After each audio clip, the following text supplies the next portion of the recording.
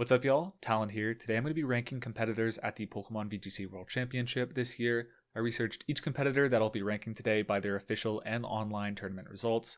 The metrics I'm going to be favoring most highly are success in the Regulation G format, which worlds is going to be played in, success across Scarlet and Violet in general using the terrestrialization mechanic, particularly at Worlds last year, and then past results with years like 2016, 2019, and 2022 that were also VGC formats using restricted Pokemon, like the Regulation G format we're playing right now. This year we have an incredibly wide field of about 900 players, of which I've narrowed it down to about 250. If I dedicated 10 seconds to every player going to Worlds, I'd be approaching the runtime of Dune 2, I believe, which would be kind of crazy, so apologies to those I've left out. It's largely out of necessity and a kind of a result of regional bias or players' results being difficult to find. Last two things before the rankings. For Worlds competitors watching this, don't take any of this ranking or even your result at the tournament personally. Your self-worth should definitely not be defined in any way by how a random YouTube guy estimates your Pokemon VGC skill, and it really shouldn't be affected by how well you do at Worlds either. And for those I do rank, if you feel wounded by my tiering of you, my advice is to pick yourself up, rub some dirt on it, and prove me wrong. I did this list last year, and my favorite thing was seeing a player at me before the tournament, as well as after they made day 2, after I'd ranked them in the Drown in day 1 tier, and they had some choice words for me, but it was pretty funny, and I appreciated the confidence. So basically, many people have used the World Championship to make a name for themselves, so think of this as your chance to do so. I think even last year I ranked Michael Kelsch as having only a small chance to make it out of the day 1 tournament, and he proved me wrong and made it out of day 1, and also top cut the tournament and made finals. So yeah, all that is to say, don't take this personally. These are just one old head's opinions about the player base, a lot of which I'm not entirely super familiar with. So if you disagree, prove me wrong with your gameplay. Starting off the tier list, I'm going to start with the Japanese region. I'll go region by region just because it's easier to organize that way for me and possibly for you as well. Maybe make it a little bit easier for you to just scroll to wherever your name might be in the video and figure out where you are and then leave me an angry comment. Definitely do that. It helps out with the algorithm to leave a comment, a like, as well as if you do just scroll to your name, go ahead and do me a favor and just leave the video running in the background. You and I can defraud YouTube together. Appreciate it. But yeah, so I'm going to start with Japan because a lot of people don't really know a lot about the Japanese system and the players in general. Like, I would wager a significant portion of the people going to Worlds don't actually know the Japanese national champion this year's name, Hara. I'm not putting them in the C tier, but just to get them on the screen. So I think, yeah, I just wanted to do this, do some research into the Japanese players coming to Worlds this year, show off some of the stronger ones and put them on the tier list. So like I said, Hyuma won the national championships in Japan this year, also got second in the Global Challenge, which is the online qualification tournament. It's also an international tournament, but partially served as Japan's invite system to their nationals.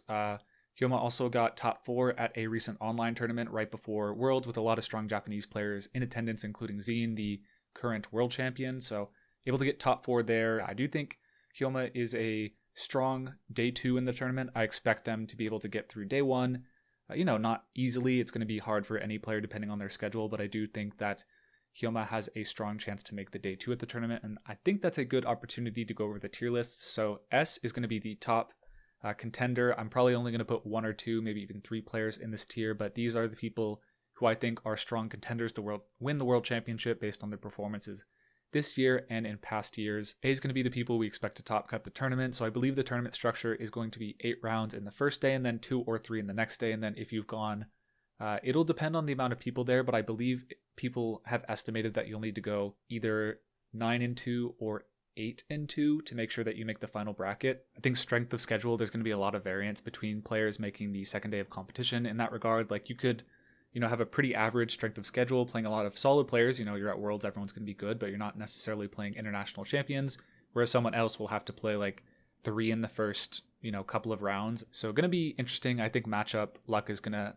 play a pretty big role in this World Championship, even just based on the format we're playing. I think restricted formats tend to be a little bit matchup roulette-y, but especially with the caliber of players that you could even pull round 1. You could play Z in round 1, even if it's your first World Championship, and that's going to be challenging for some players, but going to be a very interesting field overall. So day 2, as we mentioned, that's going to be a 6-2 finish in the first day or better, so hard to do, but going to depend on the strength of schedule and how prepared you are for the field as a whole.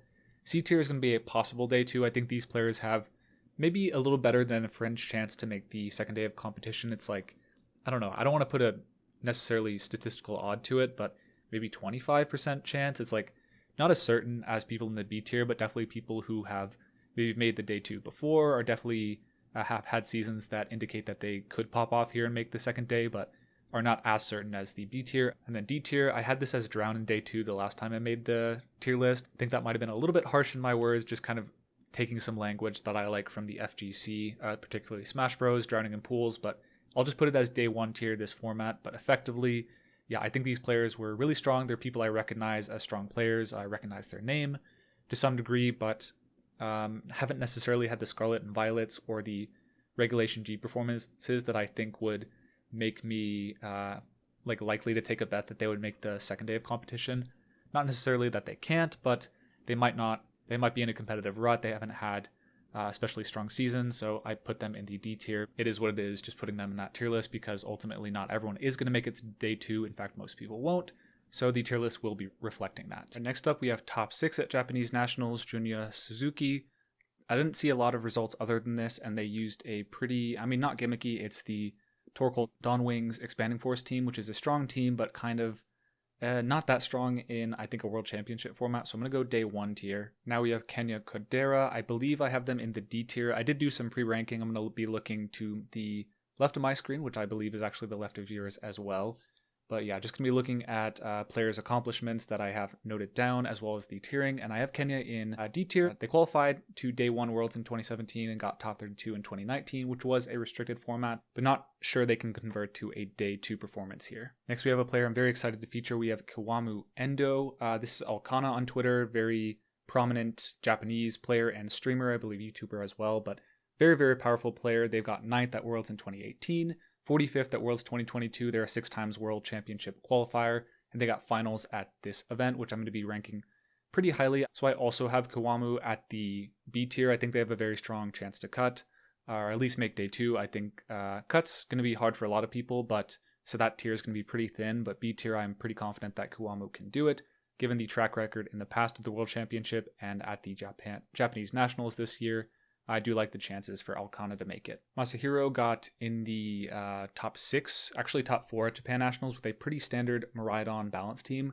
I do think it speaks to a Japanese player's strengths when they're able to take what looks like a very standard balanced approach to a tournament and still be able to make it deep in a best of 1 open team sheet format. That's really difficult to do. You have to be extremely precise with your play. So I do think that speaks to Masahiro's strength. I'm going to put Masahiro in C tier. Now we have Neo Osumi. Basically, I'm going to be putting them, although they got top 4 at the championships in Japan, I'm going to be putting them in top 4. They were using kind of a gimmicky Snowscape Tornadus plus Blizzard Kyogre team, which definitely surprised a lot of people and got them some good wins, but I'm not sure if, they could be a strong player, but given they basically got in with a fairly gimmicky strategy, I'm not sure they'll be able to convert to best of 3. I could be proven wrong for sure, but generally the more gimmicky stuff that we see at Japan Nationals doesn't always pan out for the players in the best of 3 format at Worlds. Similarly, Takashi Yamamoto had a Lunala team with Triple Dark. I believe it was, one of them was Iron Jugulis, the other was I want to say Grimmsnarl and Umbreon. So some interesting picks, definitely very indexed to beat the Karak Shadow Rider. I'm not really sure they'll be able to replicate their success here. They got top 6 or top 8 at Japan Nationals, which was a great feat, but I'm not sure if they'll be able to repeat their success here with that team. They might do some innovation, but not sure it'll cut it in best of 1. Shen Yu was able to get top 8 at Japan Nationals with a Dondozo 222 team with Miraidon. I don't really rate that especially highly this tournament if they stick to that path. The only Chinese player, I believe, to make it into a cut at Japan Nationals, so that's pretty cool, but ultimately going to keep them in day 1. Daiki Sudo got top 32. They got top 16 in the Victory Road Challenge with Alex Underhill's Conga line, basically Calyrex Ice Rider, Electabuzz Blood Moon team with the Decorate Smeargle. Strong, but I think ultimately doesn't have a lot of past experience at Worlds, going to put that in day 1. And then we go to Hirofumi Kimura. This is one of the strongest players in the world. Hirofumi Kimura got 2019. They got 2nd place in 2023. They got 22nd place.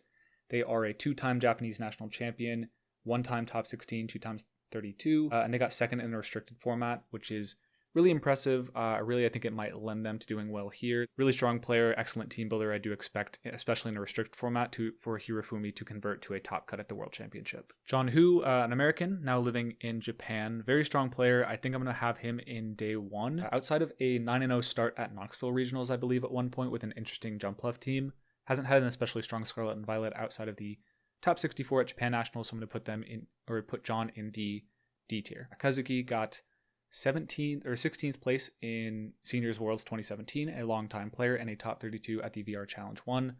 Not a lot, top 32 at Japan Nationals or top 64, so solid, but Kaishiro got top 12 at Japan Nationals with a Calyrex Ice Rider Ditto team. I believe it was Justin Burns' team, so definitely a strong balance player. Not a lot of past results though, so I'm going to be in the D tier.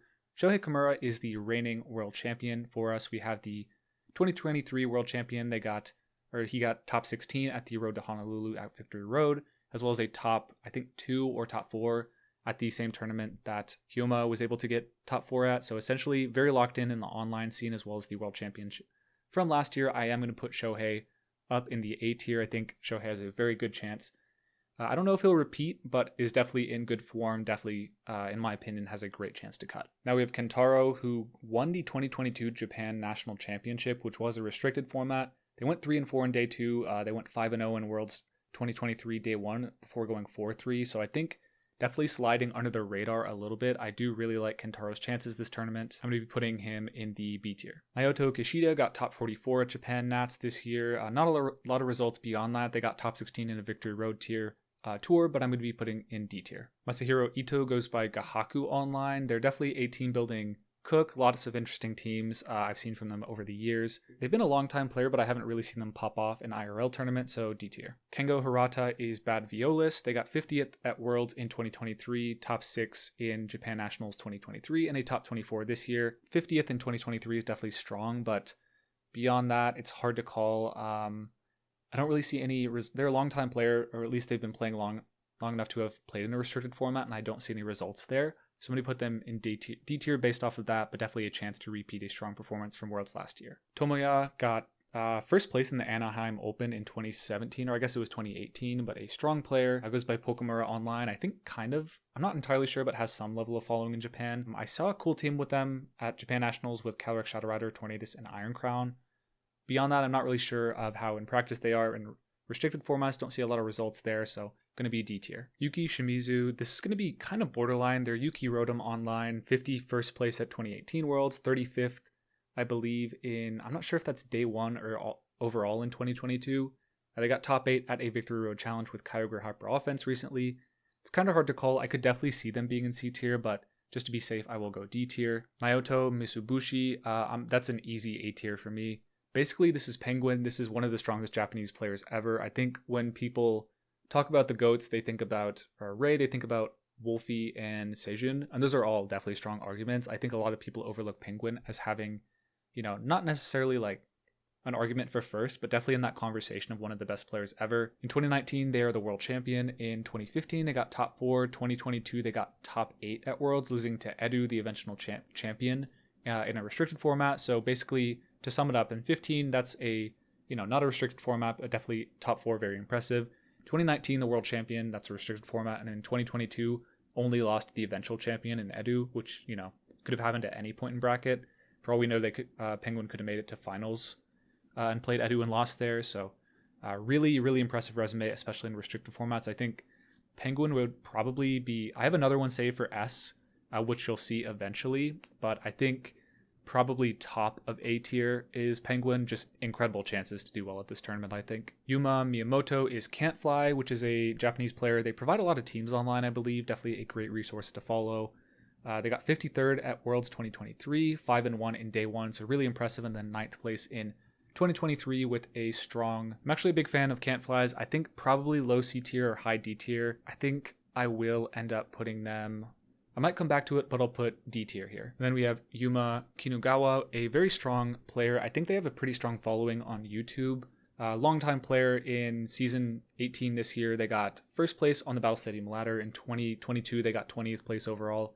2021, they got 3rd at Japan Nationals this year, top 48. And then in 2017, like a top 16 at EUIC. But very impressive player. I'm going to put them in the C tier. Definitely possible to make day 2. I don't know enough about their game in Regulation G to go much higher. So I just went ahead and moved Yuta Kimura and Yuta Akata together. They are both the senior semi-finalist invite. They get the auto invite from getting top 4 at Worlds in the senior division last year. Really don't know enough about them to really comment. I haven't seen any of their games. I don't think they were streamed, and basically, yeah, it's hard to tell how they'll do. They definitely could just be really impressive masters as well as they were in seniors, and could be like a C or even a B tier, but without any information at all, I'm going to go D tier. Kyushiri Arai is the 2016 national champion in Japan. In 18 and 21, they got 3rd place, and in 2024, they got 12th place overall, so really strong player. They're a 3 times day 2 competitor at Worlds, so definitely have a great chance to make it out of day 1. They haven't really gone deep as far as I have seen. Maybe my research is incorrect in that, but I haven't seen them in the deep part of day 2, so I'm going to go C tier. Possible to day 2, but not so certain, and going to not necessarily be a cut contender. Mao Harada, I believe, won the Victory Road 1 tournament, or maybe it was only top 32, but they got 3rd at Worlds in 2023. Shows some activity online, so definitely practicing, trying to get in shape for Worlds this year. They were really dominant at Worlds in 2023, so I think that does knock them up a fair bit.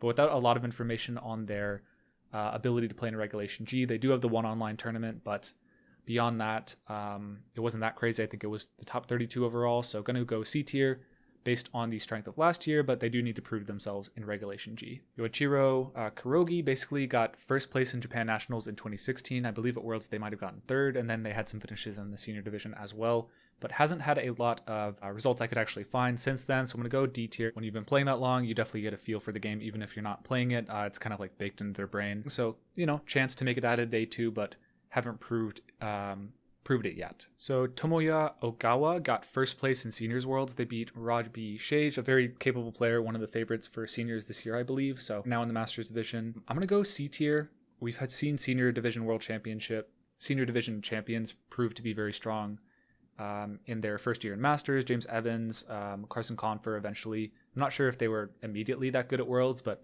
very talented players and senior world champions. I don't really see why that wouldn't be the case with Tomoya. Impressive finals performance last year, so I'm going to go C tier. Motoki Ogano got 26th at Worlds 2022, so a solid finish. They got 3-3 at Worlds 2023 and before dropping out, so strong player. Not entirely sure how they're going to do. Kind of a mixed bag. I'm going to go D tier just because beyond that there's not a lot of information and I haven't seen them popping off online. It's hard to say. Could be even higher based on the 26th place at Worlds 2022, but I'll play it safe and go D tier. So I was going to jump into the American players, but I think I'll go with South Korea first just because I think people are in a similar situation where they know that a lot of top players evaluate Korea as a strong region in competitive play, but similar to Japan, we're just very disconnected to their scene. We don't know a lot of their players outside of like a few select, so going to be going over all the ones that I recognize from the list of qualified players, as well as some of them that after looking at their qualifications, I was like, okay, yeah, there could be some potential here to go into day 2. So yeah, we'll start with Ji-Seok Lee. This is Meluka. They won the first regional in Scarlet and Violet San Diego with a very off-meta team. Kind of was defining the meta going forward after that. Very impressive player. At Worlds 2023, they went 5-1 in the first day of competition, 3-4 in the next one, which was kind of a disappointment. In one of the Players' Cups, they got 2nd place. And then, yeah, the previously mentioned regional win. I do think they're probably itching for a good finish at Worlds after the incredible start to Scarlet Violet, and I think they're one of the best players in Scarlet and Violet. They got 3rd place at the Trainers' Cup, not winning the tournament, but getting very close, so I do think Ji-Seok is going to be a strong B tier for me. Jeonwon Kim is the Global Challenge 1 champion, so strong finish there. Top 16 at the Trainers' Cup, which is the qualification for the South Korean players. I don't think that I mentioned that before. But most recently, they got 18th place on Battle Stadium, doubles with a really strong team. I do think that's definitely, in my opinion, going to translate to them being really good at this format because the Battle Stadium season for Season 18 was Regulation G. I think they're very practiced in the format. Not a lot of people will be coming to Worlds with more kart practice than Jeonwon. I will go C tier here. I think Jeonwon has a great chance to make day 2, or at least a possibility based on all the practice they've put in on the online ladder. So Seijin Park, you might know him as the Pachirisu guy, but essentially, beyond that, he got in 2012 and 2013 top 8 at Worlds. Basically one of the best strings of Worlds ever. And I think in 2011 he was a senior and he got 2nd place as well. This is his first VGC Worlds since 2015 where he didn't do as well. He's qualified pretty much every year since then in either TCG, Pokemon Go, or Pokemon Unite. I'm not sure if he qualified in Pokemon Unite again this year, and if he's going to be competing or VGC. I'm going to go C tier just because he could just lock in and go World Champion mode on us, but I don't think D tier is appropriate given the past, even though the results this year might indicate D tier. So Seung Jae, Jeong got finals of Trainer Cup this year, they got second place, and then in 2019 they got 33rd place, which is a strong finish for sure. I have them in C tier. I think they have a very good chance to make it out of day 2. Beyond that, it's hard to say without knowing much more about them. Taeseok is a player I didn't know about coming into this list. Basically, during the research, I found out they got 5-1 in day 1 at Worlds 2023 before going 46th place overall, and then they got 4th place in the Trainers Cup this year. I do think they're a strong player. I'm excited to see how they do at Worlds this year. Hopefully they're able to attend. And lastly, we have Ju Young Hong, the actual champion of the Trainers Cup. So first place in Korean Nationals, essentially. In 2017, they were the Seniors World Champion. And in 2018, they went 3-4 at World. They haven't competed in World since then. I believe I actually played Ju Young in round 2. I got up-paired after losing my round 1. And it was not fun for me. Definitely a very impressive player from what I have seen as, coming back to the game. I'm not sure if they were playing between 2018 and 2024, but coming back in a strong fashion, winning the Trainers Cup. I'm going to put them in B tier, up there with Jaeseok, a very powerful player, expecting them to do pretty well. All right, so this is the tier list as it stands. Pretty strong list of players so far, but no contender. We'll see if the North American players do factor in and get their contender in, but we're going to start with Alberto Lara, the number 1 in CP, or at least one of the, I guess it's organized alphabetically in my list here. But Alberto, one of the people getting a round 1 bye at Worlds, with the finishing in top 12 in North American Championship points. Got top 4 at Sacramento, or top 4 at Pittsburgh Regional, top 8 at Sacramento, top 32 at EUIC and NAIC, so a very accomplished player in Regulation G with the top 32. Beyond that, in previous years, they've gotten 2 times International Championship Finals, one of these being in Scarlet and Violet, multiple regional champion. I think I have him all the way in a likely day 2. Not necessarily sure about a top cut. He hasn't proven himself to be like elite at Regulation G necessarily, but definitely a strong player. Next we have Andrew Ding, which is a really interesting case. So he was, I think, the only person ever to go 14-0 at Swiss at a tournament. Maybe Alessio Fusca went like 15-0 or something after him, but the first to do it. He got top 8 at Pittsburgh Regional and Sacramento Regionals. He got LAIC top 32, but at kind of a poor NAIC, which is not typical of him. I got top 32 at Indy, but that's his only large restricted or Regulation G finish. He's traditionally very strong in restricted formats with Kyogre, I think in 2022 comes to mind, so I'm a little surprised he hasn't really popped off yet. He's in a team building group with one of the strongest Kyogre players, Shilang Tang. I'm not sure if they're going to be on that for Worlds, but it's kind of hard to say because if not for the NAIC performance, I think he would be a pretty probable B2 or a probable day 2, but he's had some weaker finishes this season.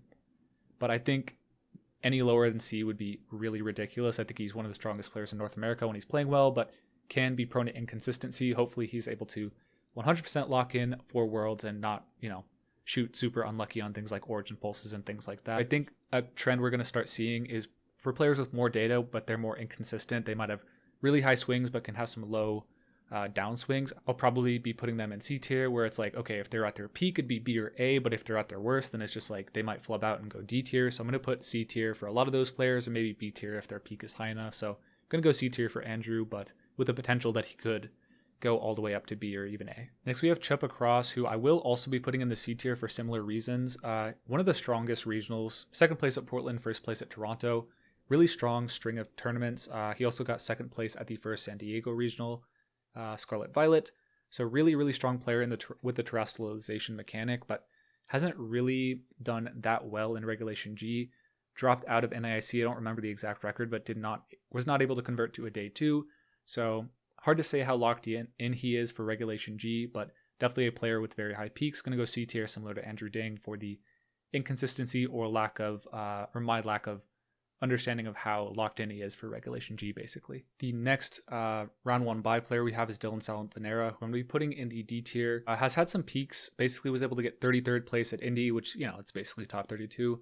But outside of that, I believe went 5-4 at Los Angeles and North American International Championships, which were the other Regulation G formats in North America. Most of his points in this season were from the pre-format switch, so it's hard to say if he's going to be able to convert to the day 2, given that proof hasn't really been given in the 2 other events outside of Indianapolis. So going to be putting D tier just because although the 33rd at Indy is very strong, it was early format, as well as it's truthfully Worlds is just an entirely different beast than any day 1 of a regional. So just being able to do day 1 in a regional is impressive, but I think you probably need to be going deep fairly consistently at most regionals if you're going to have a chance to get through to day 2 at the World Championship this year. Now we have Gio Costa, the San Antonio regional champion. He was I believe top 8 or top 16 at Worlds 2016, which is a restricted format, so definitely capable, but I think the game is played pretty different from there, so it's less applicable than say a 2019 or a 2022. In Los Angeles, he got 25th, in Indy 69th place overall, and I think he got a top 128, but a day 2 essentially in North American Internationals. He was way stronger, I think, pre-format switch. He hasn't really found the footing in Regulation G just yet, but has a strong building group, works with Riley Factura and Alberto Lara. Based on the results, if not for the 2016 top cut, I would probably have him in D tier, but because of that, he has shown that he can lock in and do really well in Regulation G, or restricted formats, not necessarily Regulation G. He hasn't really proven that yet, as mentioned, but I do think he definitely is possible to make day 2 for him still. So the next player we'll be going over is James Beck. So what's cool about James is in 2 separate restricted formats, the most recent ones in 2022 and 2019, he got top 4 at Worlds, which is just an incredible feat on its own. And then this year he has won the Peoria Regional Championships. He got top 16 at LAIC. And then in Regulation G, he's not as accomplished. He got a 34th place at Los Angeles Regional. So it's kind of hard to say without a strong track record in day 2 or in Regulation G that he'll, convert to cut again and then go deep, or even day 2, but definitely a high probability to make day 2, or at least possible. But again, without a lot of knowledge, I think, although if he had done well at other regionals, if I knew how well he was practiced for this tour, probably even A tier, even B tier, but without that knowledge, I will go C tier. All right, James Evans, who for my money was one of the strongest players earlier in the season, hasn't had as strong of a season since then. At Knoxville Regionals, he got 2nd place. At Vancouver Regionals, he was able to take it. But in Regulation G, he hasn't been that strong. In 57th place at Los Angeles Regionals at day 2, but only top 64. At North American Internationals, got 90th place in Worlds 2023. Hasn't really had I think in 2022, when he won North American International Championships, he didn't do that well at Worlds either, but that win is still very, very impressive. Shows he is very skilled at restricted formats. So I think given the earlier format success and the proven ability to do well in restricted formats, I think it's easy C tier and probably borderline B tier. Another bye player, just like the rest of them, top 12 in NAACP. I think Joe Ugarte is one of the strongest players in North America online, but recently he hasn't really proved it in person. So he got top 4 at San Antonio Regionals. Portland, he got top 8, and then Latin American International Championships, he got top 8. So really strong IRL results earlier in the format, but in Regulation G, it hasn't been as strong. He had a pretty poor NAIC. Los Angeles, he got top 32. In Indianapolis, he was kind of being touted as the strongest Caloric Shadow Rider player, but ultimately, I think ended up not doing that well that tournament. So he's always been very strong online, and that trend has continued.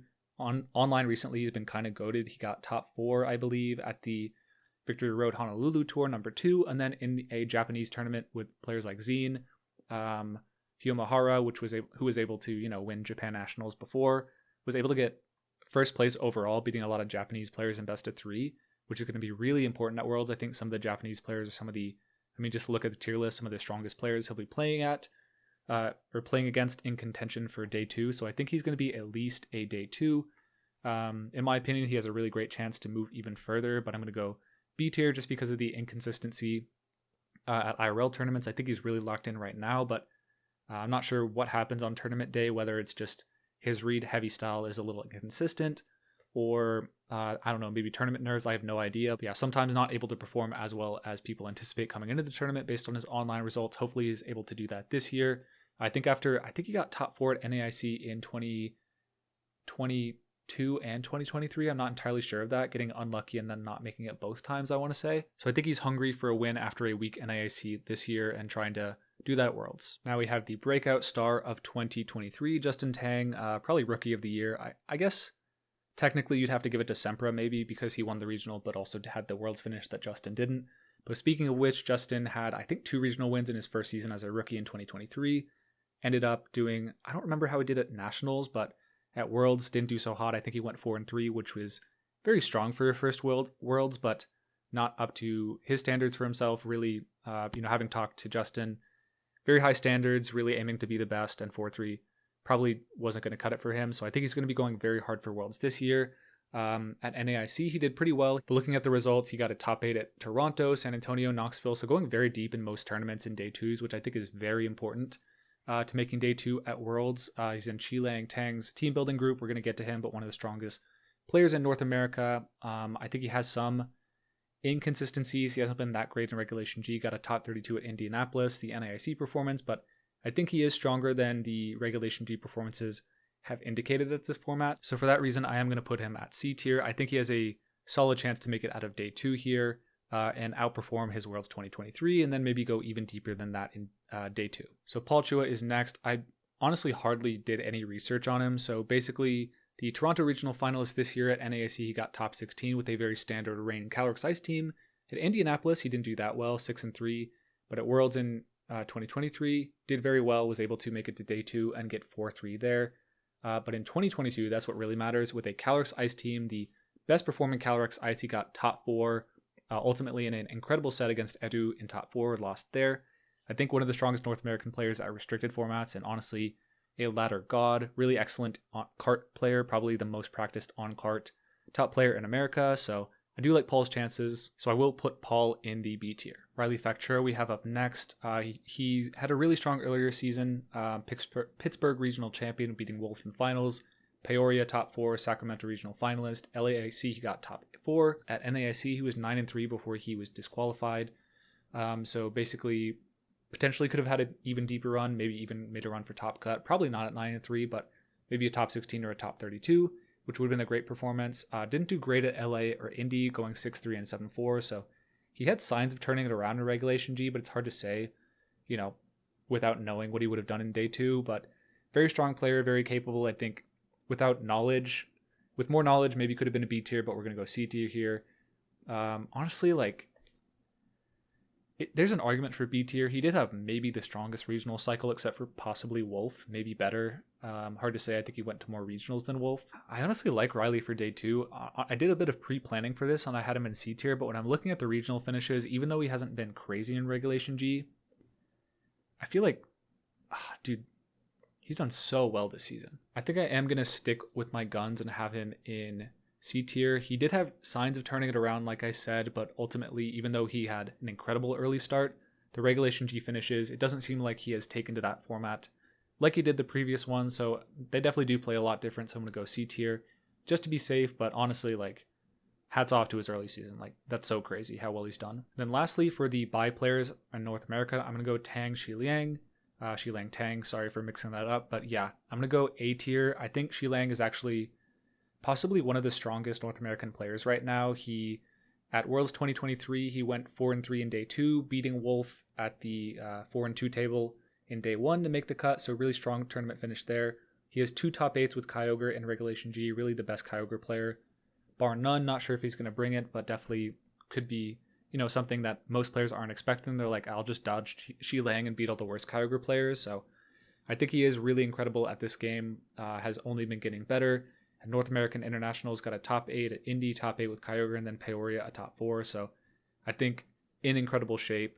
I've seen a little bit of what he's cooking with for Worlds. Definitely a strong player. Hoping to see him do well and basically show the world what he's been working on. Okay, we are now through all the Bye players, so we can go a little bit more alphabetical. We don't have a ton of information on Aaron. I'm not sure how locked in he is for Regulation G since he didn't go to NAIC. But at Los Angeles, he got 23rd.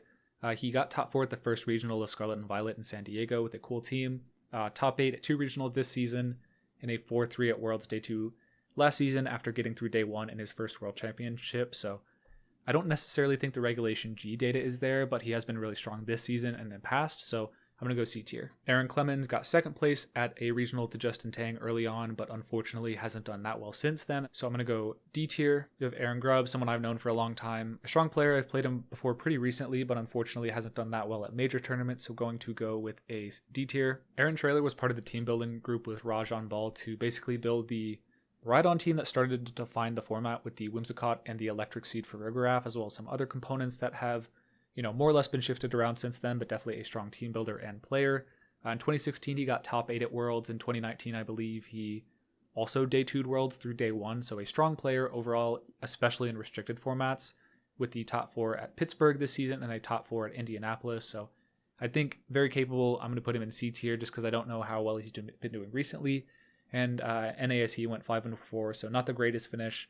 Hopefully he can turn it around though, definitely very capable. Next we have Aaron Zhang, who is kind of hard to figure out for me. So basically Aaron just goes for long periods of inactivity as a competitor, does his commentary thing, does videos, etc. Stays in practice, the videos for sure, but doesn't really compete. And then he's like, I feel like being a competitor for this tournament. And then like he just pops off, like top cuts at UIC, doing pretty well in the first day of competition. San Antonio, it just goes 8-1 out of nowhere after a very strong early tournament. Doesn't do that well in day 2, but yeah, seems to be crushing in day 1s. He has a very strong practice group. He works with Aaron Traylor, Wolf Glick, Marcus Statter, all very powerful players. So I think he's going to be coming in very prepared, very practiced. I think as his first competitive Worlds in a long time, might be one of his last. So I think he's going to be taking it very seriously. And I think he has the innate skill to be able to day 2. It's just hard to say based on the lack of data points in Regulation G. Deep Selvaraj, an older school player, but unfortunately hasn't had a very strong Regulation G. The performances at NIAC and Indy, so D tier. Adrian Hurley, I believe, got a in 2022 maybe a top cut, but was really impressive finish there. No Regulation G tournaments that I could find, and a top 64 at Toronto. So I'm gonna go D tier, although the 2022 finish could maybe signify that they could go into C tier, like a day 2 possibly, but I'm not sure. Alex Arand, I believe that's Azalite, I think went 6-0 in the St. Jude charity tournament, but aside from that, I haven't seen a lot of results in Regulation G online or in person. Got top 16 at Peoria, so a strong finish there. Definitely a capable player. I think has largely underperformed at IRL tournaments relative to how well they've done online. Someone I wouldn't be surprised to see in day 2, but I will put in D tier. We have Aditya Subramanian, was able to invent St. Clefairy to get top 4 at a regional, as well as go top 64 at NIIC with the Congo Line Electabuzz team that Alex Underhill was able to get top 16 with. Strong player, strong team building group, definitely a lot of talent. So expecting possible day 2, hard to say without knowing much more about what he's cooking up. Speaking of the Congo Line team, I have Alex in C tier. He's a very strong player. He won a regional this season. I think I will go B tier, just has had an incredible season with the NAIC top 16. The top 64 at LA is kind of troubling, as his other Regulation G finish, but he is a Calyrex Ice expert. He played it in 2022, I believe, potentially even winning a regional there too. So I think one of the strongest Calyrex Ice players coming into Worlds, usually has his own spin on it, and I'm expecting that to potentially carry him to a day 2 here. Andrew Block is a player I didn't know a lot about coming into this tournament, but kind of has good stats, actually. Top 64 at NAIC, Los Angeles, and Indy, all the Regulation G tournaments. Without much more than that, hasn't gone deep in day 2s. I am going to go with the D, but definitely could pop off.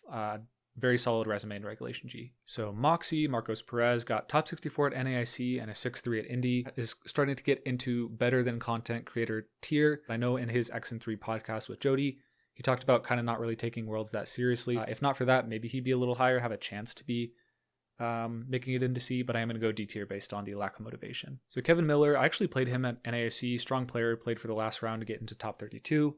So he got top 64 at that tournament, 6-3 at Indy, so decent at Regulation G, lots of 6 and 3s in 2023. So it seems like he is capable of making day 2 when he's playing at peak, but largely has not been able to day 2 a lot of tournaments. So for that reason, I will go D tier. So Arbin Cypher has been playing for a very long time, probably at least 2010. Got top 4 at Charlotte this year, got his first medal, I believe.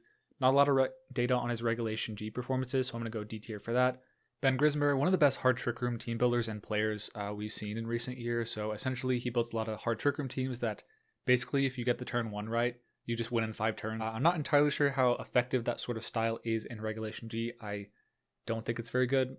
So gonna go D tier. I think if he's able to like kind of break out of that mold and maybe shift in a different direction, I could see him doing well, maybe with Dondozo or a similar style team. But if he sticks to what he was doing in previous formats, I will go D. So Ashton Cox, I'm not sure how involved in Pokemon he is. He plays a lot of Dance Dance Revolution or like similar types of things. Basically in Vancouver, he got top 8. Outside of that, he has been kind of quiet. Not sure how strong he is at Regulation G, so I will go D tier. Blake Silver got top 32 at Nats this year, North American International, sorry.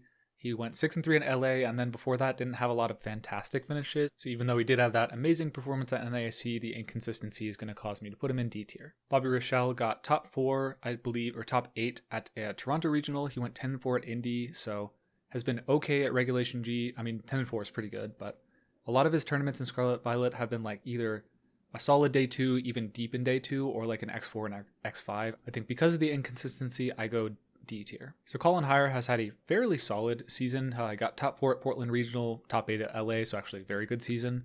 I went 4-3 at NAIC, not the finish he was hoping for. 7th place at LA, so solid finish in Regulation G, and then a 6-3 at Indy, so has been hit or miss in Regulation G. Kind of hard to say, but solid in other formats, getting that 4th place in Portland. I'm going to go C tier, definitely high peaks, hard to say. I don't think he's ever like bad at a tournament, but you do need to be pretty consistently excellent to make it out of day 2, or at least make it into day 2, so not going to go B tier, but a solid C. Now we have Brady Smith. He's a player I respect a lot. He had a very, not that good 2023, but he's been picking it up in 2024, making finals of Vancouver. He only went 3-3 at NASC, which is definitely not what he was hoping for, but he builds with a very strong team building group. I think definitely a World's caliber player who has the potential to do really well. He just got second in a big Regulation H player, so the play is there. It's just a matter of converting it to Regulation G, so I'm going to go C tier. Brandon Davis is another hard trick room specialist. I'm going to go C tier because of that. Has done pretty bad, 5-4, 5-4 at NAIC and Los Angeles. Carson Confer is, I believe, the 2016 World Champion in seniors, so another restricted format, very capable player, was very strong in 2023, one of the strongest Dondozo players, and there has been some Dondozo teams on the rise. Not necessarily sure if he's going to be on that composition, but he has no Regulation D data points this year. 3 top 16s in other regionals though. 3 out of 5s, day 2s, but yeah, just lacking in Regulation D. I do think Carson is one of the strongest players playing today, in all honesty. I'm going to go C tier because of that. No data points for Regulation G, keeps him out of B, but very capable player. Brian Collins, once again, another trick room specialist. He went 6-3 and 7-4 at North American Internationals and Los Angeles this year, the 2 Regulation G tournaments. So he does have really great performances, like top 8 at Sacramento and EOSC top 16. But I do think those were hard trick room finishes. And like I say, I'm not a huge fan of the hard trick room teams this format. So Connor goes by Condor NJ Online. He got 9-6 at NAIC for a top 64 finish, 25th place at San Antonio, 10-4 Sacramento. So he's had some solid finishes. He's making day 2 pretty consistently, but hasn't been going going super deep after that. And I do think that is necessary to be able to make day 2 at this tournament. And he has a couple of inconsistent negative finishes or drops. So for that reason, I'm going to go D tier. Brandon got top 8 at Vancouver. I've played them pretty strong in Scarlet and Violet as well, but no data for Regulation G. For that reason, got to go D tier. Donald Smith, a strong American player, now lives in Europe, was able to go top 8 at Stockholm and then 6-3 at NAIC. So a little bit inconsistent. I know he does love the Zamazenta. Really going to depend on Donald's level of preparation for the tournament. I think if he's in shape and actually practice with this team, he has a chance to make day 2. But if he kind of follows the same trend as NAIC, where he's just picking up a team from a friend and then trying to go deep with it, I don't think that's going to work this time at World, so I will go D tier just because I don't know the motivation level at this time. So Enrique Grimaldo, Egrim, I'm going to go D tier just because although he got top 4 at a regional, Knoxville, he has no Regulation D data that I can pull from. Haven't really seen the restricted format pop off, even though he has been around for a little bit, so I will go D tier. Avery Berry, I'm not sure if she is a first or a second season master coming from seniors, but a strong seniors player. I know played some really strong games against Toller Webb on stream. He in Indy and went 6-3 at both. Didn't make day 2, so I think I'm going to go day 1 here. Eric Holstrom got a 11-3 at Indianapolis, so a really hot start to the format, and then 10-4 at LA, so a little worse, and then a 4-4 finish at NAIC. So it's been kind of steadily getting, he's not getting worse, but has not been as strong in their performances at the format, and because of that, I'm going to go D tier, just following that trend. Enzo Recchi got a 2019 top 8 in the senior division, has had a really strong 2024 with 2 top 8s at regionals and then a top 128 at NAIC, 8-4 drop. Could have gone maybe a little bit better, but didn't really care about the championship points, was maybe out of contention for the stipend, so just quit out there, and then top 32 at Portland. So consistently doing at least pretty well at tournaments, not always going super deep in the day 2s, but usually getting there. So I do like Enzo's chances. I think looking objectively, borderline upper D tier, but I think I am gonna I have a feeling I like C tier here. I think Enzo has a style that's pretty particular, uses a lot of smear goal that can throw people off, and I think smear goal could be solid into the metagame right now. Based on the strength of the 2019 seniors finish, I am going to go gamble here and put C instead of high D tier. Next we have Eric Bartlett, who went 5-3 at NAIC and 6-3 at Los Angeles. I think a very strong player. I think maybe went 9-0 at one tournament before getting disqualified for his Pokemon, but yeah, not excellent at Regulation G in terms of finishes, so I'm going to go D tier. Fiona has had a top 128 at NAIC this season and a top 16 at Knoxville, so pretty solid, but has not been able to go deep in a Regulation G tournament, which I think is important, so D tier. Gary Kwan got top 8 in Global Challenge number 2 and a NAIC top 128. Similarly to Fiona, been around for a while, been playing a long time, actually almost cut Worlds in 2023, had a Cresselia transferred over from many games, and unfortunately it ended up being hacked on the win-in, was disqualified, really heartbreaking, but yeah, not so strong this year. 8-6 NAIC, 4-4 at LA in Regulation G, so for that reason I will go D tier. Giovanni, Polar Bear, very strong player. He got a top 16 at Pittsburgh and a Global Challenge number 2 top 8. Unfortunately, only 6-3 at NAIC. Giovanni's a Texas player, someone who I think is actually due for a pretty big finish, but just based off the results alone this year, I am going to go D tier. Next we have 2013 Junior World Champion Brendan Zhang. He also got, I believe, top cut in several restricted formats in seniors, or at least one, I think, in 2016, with Megastone Rayquaza. He hadn't unlocked it. He was actually playing it during the Worlds tournament. Also got a top cut at Worlds in 2018, but unfortunately this season I don't think has the finishes to earn a C tier spot. Really strong player, could definitely prove me wrong. I think he was just pretty busy this year, so he could now have the summertime to just focus up and make this top cut, or at least day 2, but I will go D based on the results so far. Zhengji is a very strong player based off of results. I haven't seen them play, but their team was very close to Aurelian's team, one Pokemon different, which was the second place team at the tour. So I do think good team building instincts there, so I'm going to go C tier based off of the high level of play throughout the season in Regulation G, as well as the potential team building instincts to carry them to a day 2 finish. So Jeremy Parsons, Zanzibar VGC, I think a very strong player generally, but 6-3, 6-3 at NAIC and Indy. Got a top 4 at Peoria in our previous regional, but I think valuing the Regulation G here, I have to go D tier. Despite Jeremy being a pretty strong balanced player, definitely a lot of respect for their play. So Joshua Lorsey, really strong in 2016, which is a restricted format, but unfortunately has not been very strong at Regulation G, with a 4-3 at NAIC and a 2-3 at Indy.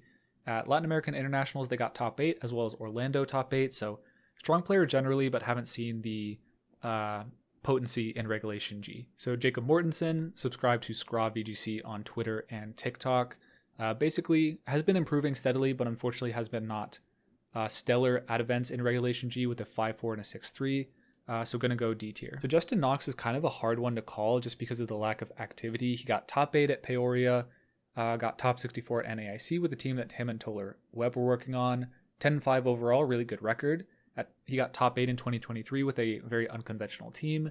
He went 10-4 and 11-4 at regionals this year. Very busy guy, but seems to have locked his Worlds team in already at the time of recording this, which is 8-8, 2024. And then, yeah, he's a very good team builder, very strong player in my opinion. So despite the lack of practice, I do think he has a decent shot to make it out of day 1 and make it into day 2, but not an expectation due to the lack of free time and really just proven performances in Regulation G, so I will go C tier instead of B. Justin Karras, a regional winner last format. He got a top 4 this year, and then at NAIC he got top 128. That is his only Regulation G performance, I believe, but he's part of like 2 really strong team building groups with the Wolf, Aaron, Marcus, etc., as well as the Church of Tusk, which he innovated on to win his first regional with. He went 4-3 in day 1 at Worlds 2023, although he kind of locked a team pretty last minute. I expect he's not going to make the same mistake here. I'm going to go C tier, even though he didn't do that well in Regulation G. I don't know a lot of players who work harder in tournament prep than him, and you know, he could potentially have some sauce from Wolf that they both developed together, so I am going to go C tier. A lot of upside here. So Jeremy Cote is actually a player I think a lot of people are sleeping on. So he got top 4 in the Global Challenge, the first one, and then at NAIC he got top 32. His stat sheet is kind of looking nice. He doesn't have a lot of tournaments, but I think the only blemish is like a top 32 at Charlotte, which isn't bad anyway. I would like a little deeper of a run, maybe at NAIC, just based off of just only these stats to make it into C tier. But I do feel like, I guess that's not fair. Like possible day 2 is just like, I'm gonna bet that. Look, I'm not certain that Jeremy's going to get out of day 1, but I do feel like of the people I've looked at, he does have a very impressive stat sheet. Doesn't have a lot of misses, so I think his consistency is there. I could whiff on this one. He could not, end up missing by 1 win or more than that, but I do like his chances coming into this tournament, especially with the top 32 at Nats. Kazuki Kanehira, he got top 32 at Charlotte, but unfortunately hasn't had a strong regulation G necessarily. He has had a strong season outside of that, going day 2 in several tournaments, but unfortunately I think I would like to see the day 2 in a regulation G tournament, so I will go with the D tier here. So Joseph Polkowski, Sandman, he got top 4 at Worlds in 2012, I want to say. So old school player, but unfortunately not especially proven in regulation G, so D tier. Kevin Swastik, another old school guy, but 6'3 at NAIC and 2'4 at Indy, not so strong at regulation G. 6'3 is fine, but I'm going to go D tier. Now we have Jody Azzarelli, who I think is easily one of the strongest players we've seen in Scarlet and Violet. He has 2 top 8s at regionals this season, and EUIC top 64. And then at NAIC with a team I don't think he was that familiar with. He got 9th place or 10th place overall, missing on resistance and making it into the top cut. With a very no nonsense Calyrex Ice team, not even a Scarf Urshifu to cheese people out with Terra Ghost. Fake out mind games, just full out balance, outplay your opponent. So he's a really strong player. I think the only weakness is oftentimes he won't lock a team until a little bit late. He won't have to practice. He'll just look at his friends' replays. But even despite that, he's an incredibly intuitive player. He has 2 near cuts in regulation G. He went 11-3 at Indy, 12-3 at NAIC, and then 1-4-3 at LA. But I think we give him a pass. He is kind of an intuitive, hot and cold player where he's just making really aggressive reads. And sometimes that can't work every tournament. But he does have some big cuts in Scarlet and Violet. He went 4-3 at Worlds 2023, which is really one of the only blemishes against him this year, or this generation. So I think I am actually going to put him in the B tier, where I do expect him to make it out of day 1 and go into day 2 and fight for cut. Next we have Keanu, who got top 8 at a regional, I believe the first one, losing to Rajan in top 8. Beyond that, we haven't seen a lot of finishes from him, and I think a lot of that finish was having Michael Zhang's incredible, honestly metagame defining Zamazenta team that pretty much every Zamazenta player since has used as a blueprint. Since then hasn't had as strong of a season, so hoping that he's able to prove me wrong and basically burst out and have another strong finish here. But I think based on the results since that tournament, I am going to go D tier. So Kean Campbell is probably Zamazenta's strongest soldier. I'm going to put him at least C tier. So essentially he got 3rd place in Los Angeles and has been playing really solid in online tournaments, basically doing a lot of limitless stuff outside in the absence of IRL tournaments. It's hard to call between a C tier and a B tier. I think the only blemish is Zamazenta is very read based. Also, you have to hit your play rough sometimes. So if he's still on that, I'm not certain that he is. I think I'm in between enough to where I would go possible day 2 instead of expected day 2, but I think he has a great chance to do it. One of the best young players coming up right now. So Jesse Romulo, you might know him as the guy in the hot dog suit wearing the Timbs. Pretty crazy player. I think he went 6-3 at Indianapolis, no other regulation G data points, and then at Knoxville top 32. So I think D tier here. Carl here, I believe a Northeastern local. So basically in the belly of the beast, playing a lot of locals against very, very, very talented Worlds players. So he's probably has an experience advantage against a lot of other not as well-known players, but I think NAAC top 64, very good. Top 16 Vancouver. There is a chance he could be C tier, but I haven't seen enough footage really to evaluate. There's not enough data in Regulation G or other tournaments, so I am going to go D tier. So we have a string of very strong players here. So Kyle Livinghouse got top 16 at NAIC here, or actually it was top 32, but a top 16 at Pittsburgh and 16th place in NAIC in 2023, or at least top 16. So definitely a very capable player, someone I respect a lot. Always comes with a very cool team, typically aggressive, but has been known to also pilot balance really effectively. I think really versatile player and team builder. I like his chances a lot. I think I'm going to go probably C tier. I don't think he's necessarily in the B tier.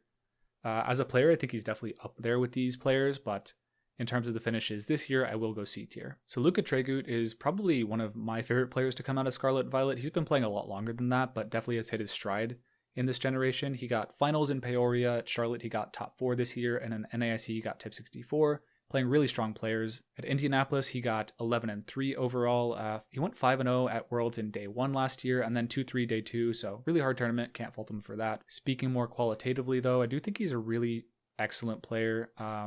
Probably one of the stronger Koraidon players. He's been using it since day 1, whether he ends up trying to crack it for Worlds or not is up in the air. I think he's definitely very capable of day 2ing the tournament. Looking at the players here, honestly, I think he's a cut above most of the players I've ranked in at least the NA. So yeah, I'm going to go B tier for Luca, a player I have a lot of faith in. One of the people I'm just going to like stick my bias out and say is really good, and I have him in B tier. Luca Paz, I think he actually was also on Koraidon at NAIC. He went 8-5. Usually he has like 11 wins plus in a day 2, but sometimes he goes 6-3 in early drop. So still developing as a player, might just have a more aggressive style that lends itself to like those kind of swingy performances.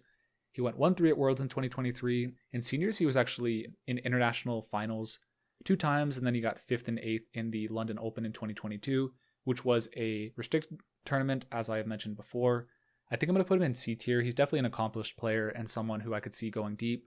It's just like really dependent on how he's feeling that day. Like I said, he sometimes does really well, goes deep, even top cuts the tournament, and other times he kind of just like goes out pretty early. So Patrick Connors, I think a lot of people are very excited to see how he does at Worlds. Essentially, the one blemish on his otherwise incredible finish at NAIC, and this isn't a knock against him, he can't control who he plays, but a lot of people were kind of interested in how the Calyrex Shadow Rider matchup actually would have been. So I think a lot of people are interested to see how he will fare into probably a more hostile field to Calyrex Ice Rider this tournament if he stays on that Pokemon, but I definitely have a lot of faith in him. I think he is showed himself to be an excellent player. I'm not sure if I would say like I expect him to day 2, but it's absolutely possible. This might be controversial going C tier instead of B tier, but Worlds is definitely a different beast. He might just take to it like some players do in their first World Championship and go deep and make it into the second day of competition.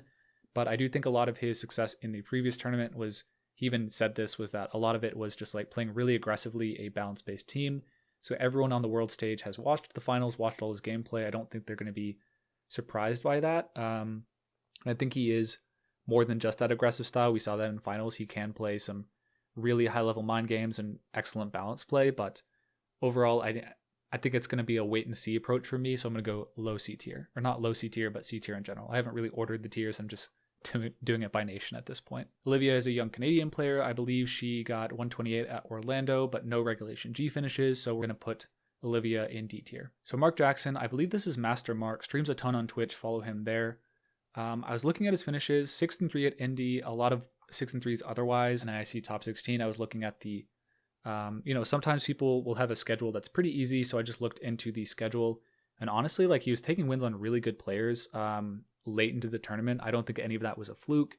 I think the practice he has put in this format has really paid off, and he's starting to elevate to be a very fine player beyond the earlier 6-3s in the Scarlet and Violet era, so for that reason, I will go C tier. I think there is a chance he makes his market Worlds this year, making day 2 and maybe even further. Megan Hyman got a top 16 at Pittsburgh, but no Regulation G performance, so D tier. Len Duel was actually pretty cracked at like 2023. Went really deep in every tournament he went to that he day 2'd. And this year he got a top 16 at Knoxville, 6-3 at NAC, which isn't that great. And he runs a pretty offensive, I think Terra-fighting Calyrex Shadow Rider team a lot of the time, which is pretty cool. 4-3 at Worlds 2023, so solid performance there, but I think I am going to trust my gut here and actually put him in C tier. So historically, he's done really well at Worlds. A lot of the tournaments, like even high-level players struggle against him.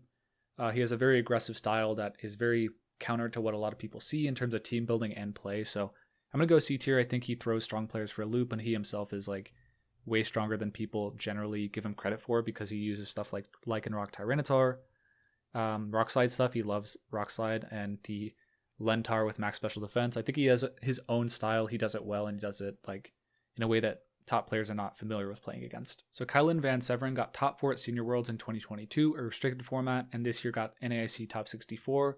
I believe has been doing pretty well in Canadian locals.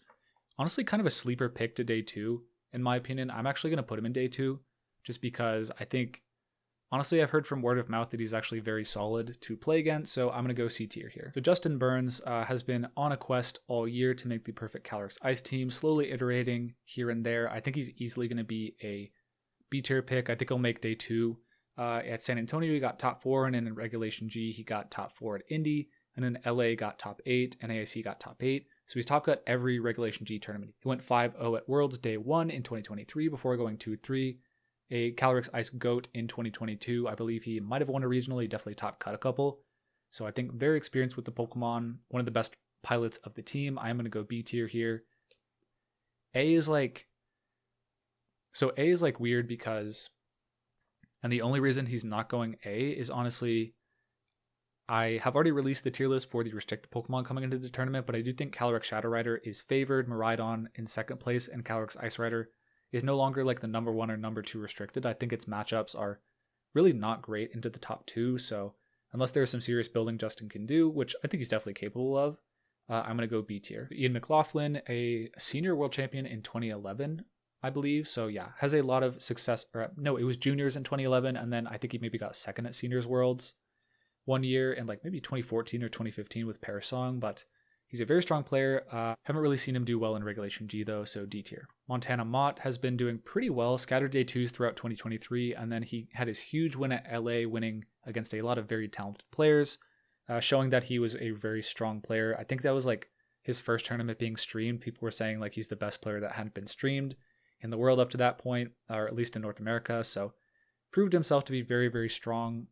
Since then, hasn't played at all, so it's hard to evaluate, but I think his skill with Calyrex Shadow Rider is going to do him very well at Worlds. As I mentioned, I do think that is a great call, so I will end up going probably at least C tier. I think I will hold it at C tier and not go up to B tier, despite being probably one of the strongest Calyrex Shadow Rider players in the world. It's hard to tell how he's going to do in a Worlds environment. Essentially, haven't seen him in that situation before, so I think it's really just the uncertainty keeping him out of B tier. If he had like one other decent finish in Regulation G, I would easily put him in B tier, up with these caliber of players. So Nicholas Donnelly got second place to Wolf at that the tournament in a previous regulation, but since then hasn't been too hot in Regulation G or otherwise. I think he does kind of similar to a lot of other read heavy players, you know, very hot and cold. I think he does have potential to make the second day of competition, but a lot of it is like he's a very read heavy player, so that's very hit or miss on especially against Worlds caliber players. So Leonard Kraft III, also known as Dewabblefett, one of the mechanics wizards of Pokemon Showdown and otherwise, really good at researching the mechanics of the game. He got top 4 at Indianapolis in the first regional of Regulation G. He didn't have a great NAIC 6-3 this year, but at the previous year of NAIC, he got top 16.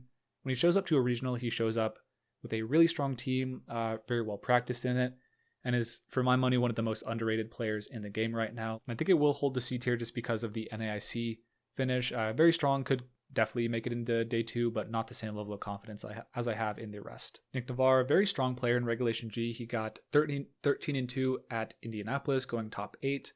And then he went 8-6 at LA and then 8-7 at NAIC. So still making day 2, but kind of trending down. I don't really take that trend to heart. I think he could easily pop off at Worlds, especially given last year he went 5-2 in day 1. And then I think 5-2 in the second day of competition and then losing in top cut. But very talented player. I think he's easily going to be a C tier pick. But if he's able to innovate on the Terapagos, he could easily be B tier, but I'm going to go C tier just because I don't have any knowledge of that. Nick Borgi, he went 6-3, 5-3 at Indianapolis, building the same team that Leonard did.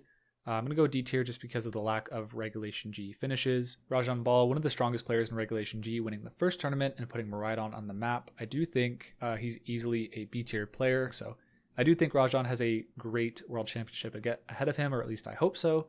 So yeah, B tier. So Grant Weldon got a top 16 at LA. He got a 6-3 at Indianapolis and then no nationals. Most tournaments he either goes 6-3 or makes day 2, but oftentimes he doesn't go that deep in the day 2. So yeah, I think the Regulation G top 16 is a good argument for at least C tier, but I think given the lack of consistency in doing well in day 2s, like I have said, I think that is really critical to doing well in day 2 or in day 1 at World. So I am going to go D tier. Rushil Konkeldonk, I'm going to go, because Indianapolis was only a top 32 and outside of that no other Regulation G finishes, I will go with a D tier. So Rafael Bagara got, I think, second place at Nationals in 2015. Definitely a very long-standing player in the community. Unfortunately doesn't have any Regulation G finishes to speak of. He has a top 8 in Portland, but beyond that hasn't gone super deep in tournaments, so I'm going to go with the D tier. So Ofemezi got a top 8 at Pittsburgh this year. Really great finish, but hasn't had otherwise really strong finishes. So going to go D tier, just the lack of consistency. Sonora did pretty well early in the season with a top 8 at Knoxville, but a 3-3 at NASC and a 6-3 at Indy means the Regulation G finishes haven't quite been there, so D tier. Luke Bauer, I believe that's Jin Furai. I think he's been grinding locals really hard, winning a lot of cups with his teams for Worlds, so going to be very in practice for in-tournament purposes. He's definitely been improving a lot, but I don't think we have the big finish at a major to put him out of D tier yet. So Sohaib, I don't believe, has gone to a Regulation G tournament. He got top 32 at Charlotte and a very strong 2023.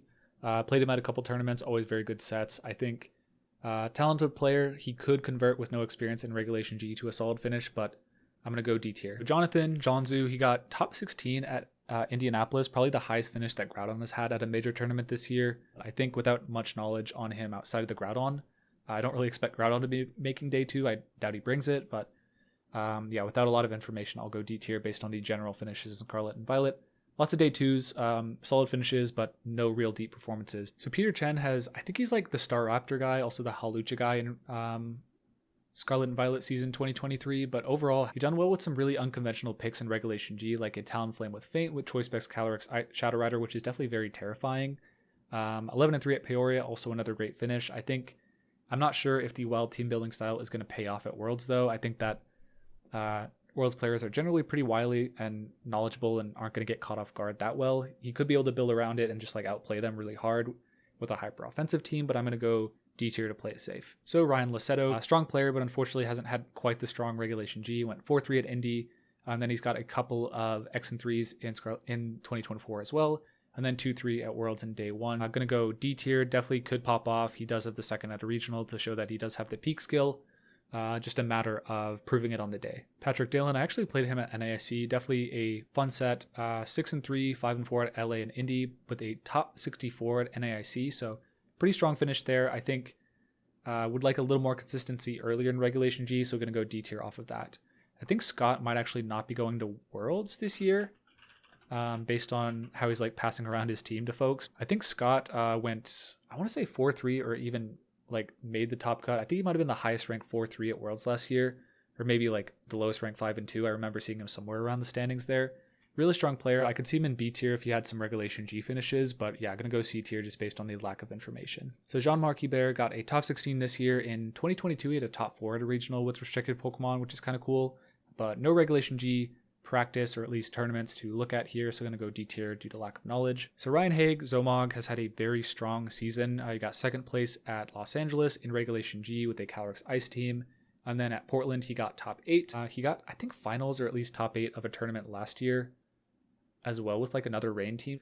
I think for this tour I'm going to go with a C tier. Had a slightly weaker NAIC with a 6-3 compared to what we're used to seeing from him. I'm going to go C tier, but definitely some upside to be B tier. So Michael Zhang has had one of the most impressive seasons we've seen this year. He got first place at Sacramento Regionals. In Vancouver he got top 4, and then at NAIC he got top 32, as well as a top 16 at Los Angeles.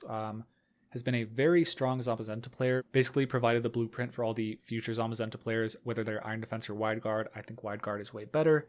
Don't tell anyone, but yeah, Michael Zhang, one of the innovators of Zamazenta, and has continued to innovate using Pokemon like Chandelure, Moltres, Latios, Tyranitar, basically Pokemon no one else is touching, and has been able to pilot them to good effect. So I do think that Michael could continue to innovate at Worlds. I think he's one of the best team builders in North America right now and one of the best players, so I do think Zamazenta might have an opening in the metagame right now. We'll see. If he's able to build the right team and play at his peak, I think he can. We can expect a cut out of him. Next up, we have Dawei C, who is, for my money, one of the most underrated North American players right now. North America, she got top 32 this year, and then last year she got top 16 in 22, also top 16, as well as a big finish at Orlando this year. I think Dawei is consistently team building really cool options for the metagames that she's playing in, has been consistently one of the stronger restricted format players with this finish at NASC, just at NASC and international competitions in general. So with that in mind, I think I will put Dawei in C tier. So Stefan Mott's kind of hard. He did win a regional in 2022 and he went 11-3 at Indianapolis. He got a top 32 at EOIC this year and he's been okay at other Regulation G tournaments, but 6-3 LA, good. But 5-4 at NASC is kind of troubling. He had a really solid string of tournaments in 2024 with Orlando and EUIC going 11-4. So he does have the capability to make it out of day 2, or to make it to day 2 for sure. But I think that consistency and most recently the 5-4 at NAC, very concerning. So yeah, going to go D tier. Now Jeet got top 16 at Portland with, I think maybe it was a cool Screamtail team. I don't remember if that was last year or not, but no Regulation G data, so D tier. Steven Morioka, an old school player, has some potential, but will go D tier here due to lack of big finishes in Scarlet and Violet. So Marcus Dion, one of the up-and-coming younger players in my opinion, very strong. Vancouver got top 16 this year, but without any Regulation G tournaments, I'm going to go D tier. So Tim Edwards, the breakout star of EUIC, getting second for America. He went 5-4 at NAIC. That's the only Regulation G data point to go off, so going to go D tier off of that. So Toller's an interesting case where he's won a regional this year. He got top 8 at Charlotte. He's had a couple 6-3 finishes that weren't so great, and then he, I believe, didn't do great at NAIC, which was against his expectations, but he has answered back. He got 5th place in the Victory Road #2 Honolulu Tour, which was the largest online grassroots tournament before World, based off of proving himself in the online tour as well as the regional success he's had this year. I think C tier is definitely super fair and maybe undershooting it a bit. Trista Medine, old school player, but unfortunately hasn't really found her grip in Regulation G, so I'm going to go with a D tier. So now we have Wolf. I think, so last year I put him in my S tier with like Poke Alex and one other player I'm not entirely sure of, but essentially I'm not going to do him the same way this year. I don't think I expect a cut out of him despite his amazing season, one of the best seasons we have ever seen from anyone. Pittsburgh, at regionals he got 2 wins and then a 2nd place. At EUIC he got a top 16, NAIC a top 32. He won the first initial grassroots with Calyrex Ice, really putting Clefairy on the map, so he's one of the best team builders in the world just generally, and he's been pretty good this season as well. He's also really solid at restricted formats. He won in 2016. In 2019 he won NAIC. I think the only mark against him is that he did not win at NAIC, but honestly based on the team he was using, it was very similar to stuff he's used in the past, which he might have just been leaning on comfort, but I really think there's more gas in the tank from him on the team building side. So with that in mind, I think I actually will elevate him to A tier. I initially thought he'd be B tier, but looking at the results, he's the best in terms of finishes. He's the best player in the world. At regionals, at nationals, he's been doing pretty well, but hasn't gotten the win. And I do think he has a lot more to do in Regulation G when it comes to team building. I wouldn't be surprised if this is one of the situations where he was keeping his best secret hidden before World. So hoping to see something cute from Wolf, I'm going to put him in A tier for this tour. So Yichun Wu, I believe this is William the Shuai. Basically he got top 16 at Knoxville this year. A strong player from what I've heard from other people. A lot of the time he makes day 2 but doesn't do crazy deep runs, and then other times he won't. So still a little bit inconsistent, so I will leave at D. So this is Day Day, got top 64 at NAIC with a pretty cool team. I think there's not a lot of results outside of that, so I will go D tier, but could be a surprise, I think, but a very cool team at NAIC, and wouldn't be surprised to see Day Day doing well in Day 1 and making it to Day 2. So Yotam had kind of a weak Regulation G. He went 6-3 at NAIC and 5-4 at Indy. So solid, but not necessarily what I'm looking for Day 2. Yuki in kind of a similar spot where he went 6-3 NAIC, 9-5 LA, and then 6-3 Indy.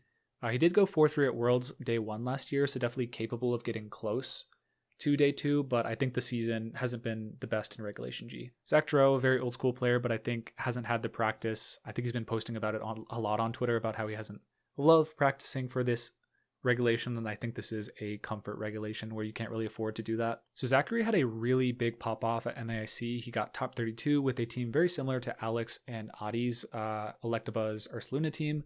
But unfortunately, he went 5-4 at LA and Indianapolis, so a bit of inconsistency in Regulation G is causing me to put him in D tier here. So Zachary Weed is a player I have my eye on, one of the newer, younger rising stars. He got top 8 at Orlando Regionals. He went 6-0 to 6-3 at NASC. I was looking at the schedule. I think he had like a series of really hard draws. I think he pulled like, I might be conflating it with someone else, but like I think he pulled Poke Alex. He might have played Kyle Livinghouse as well. Just a series of very, very talented players that would go on to do really well in the tournament overall, which you can't expect later in the tournament, but you could also just luck out and play someone who ends up like not doing that well in the rest of the tour. So he does have some inconsistency. He got 10th place in Toronto Regionals 2023, but he does have really high peaks.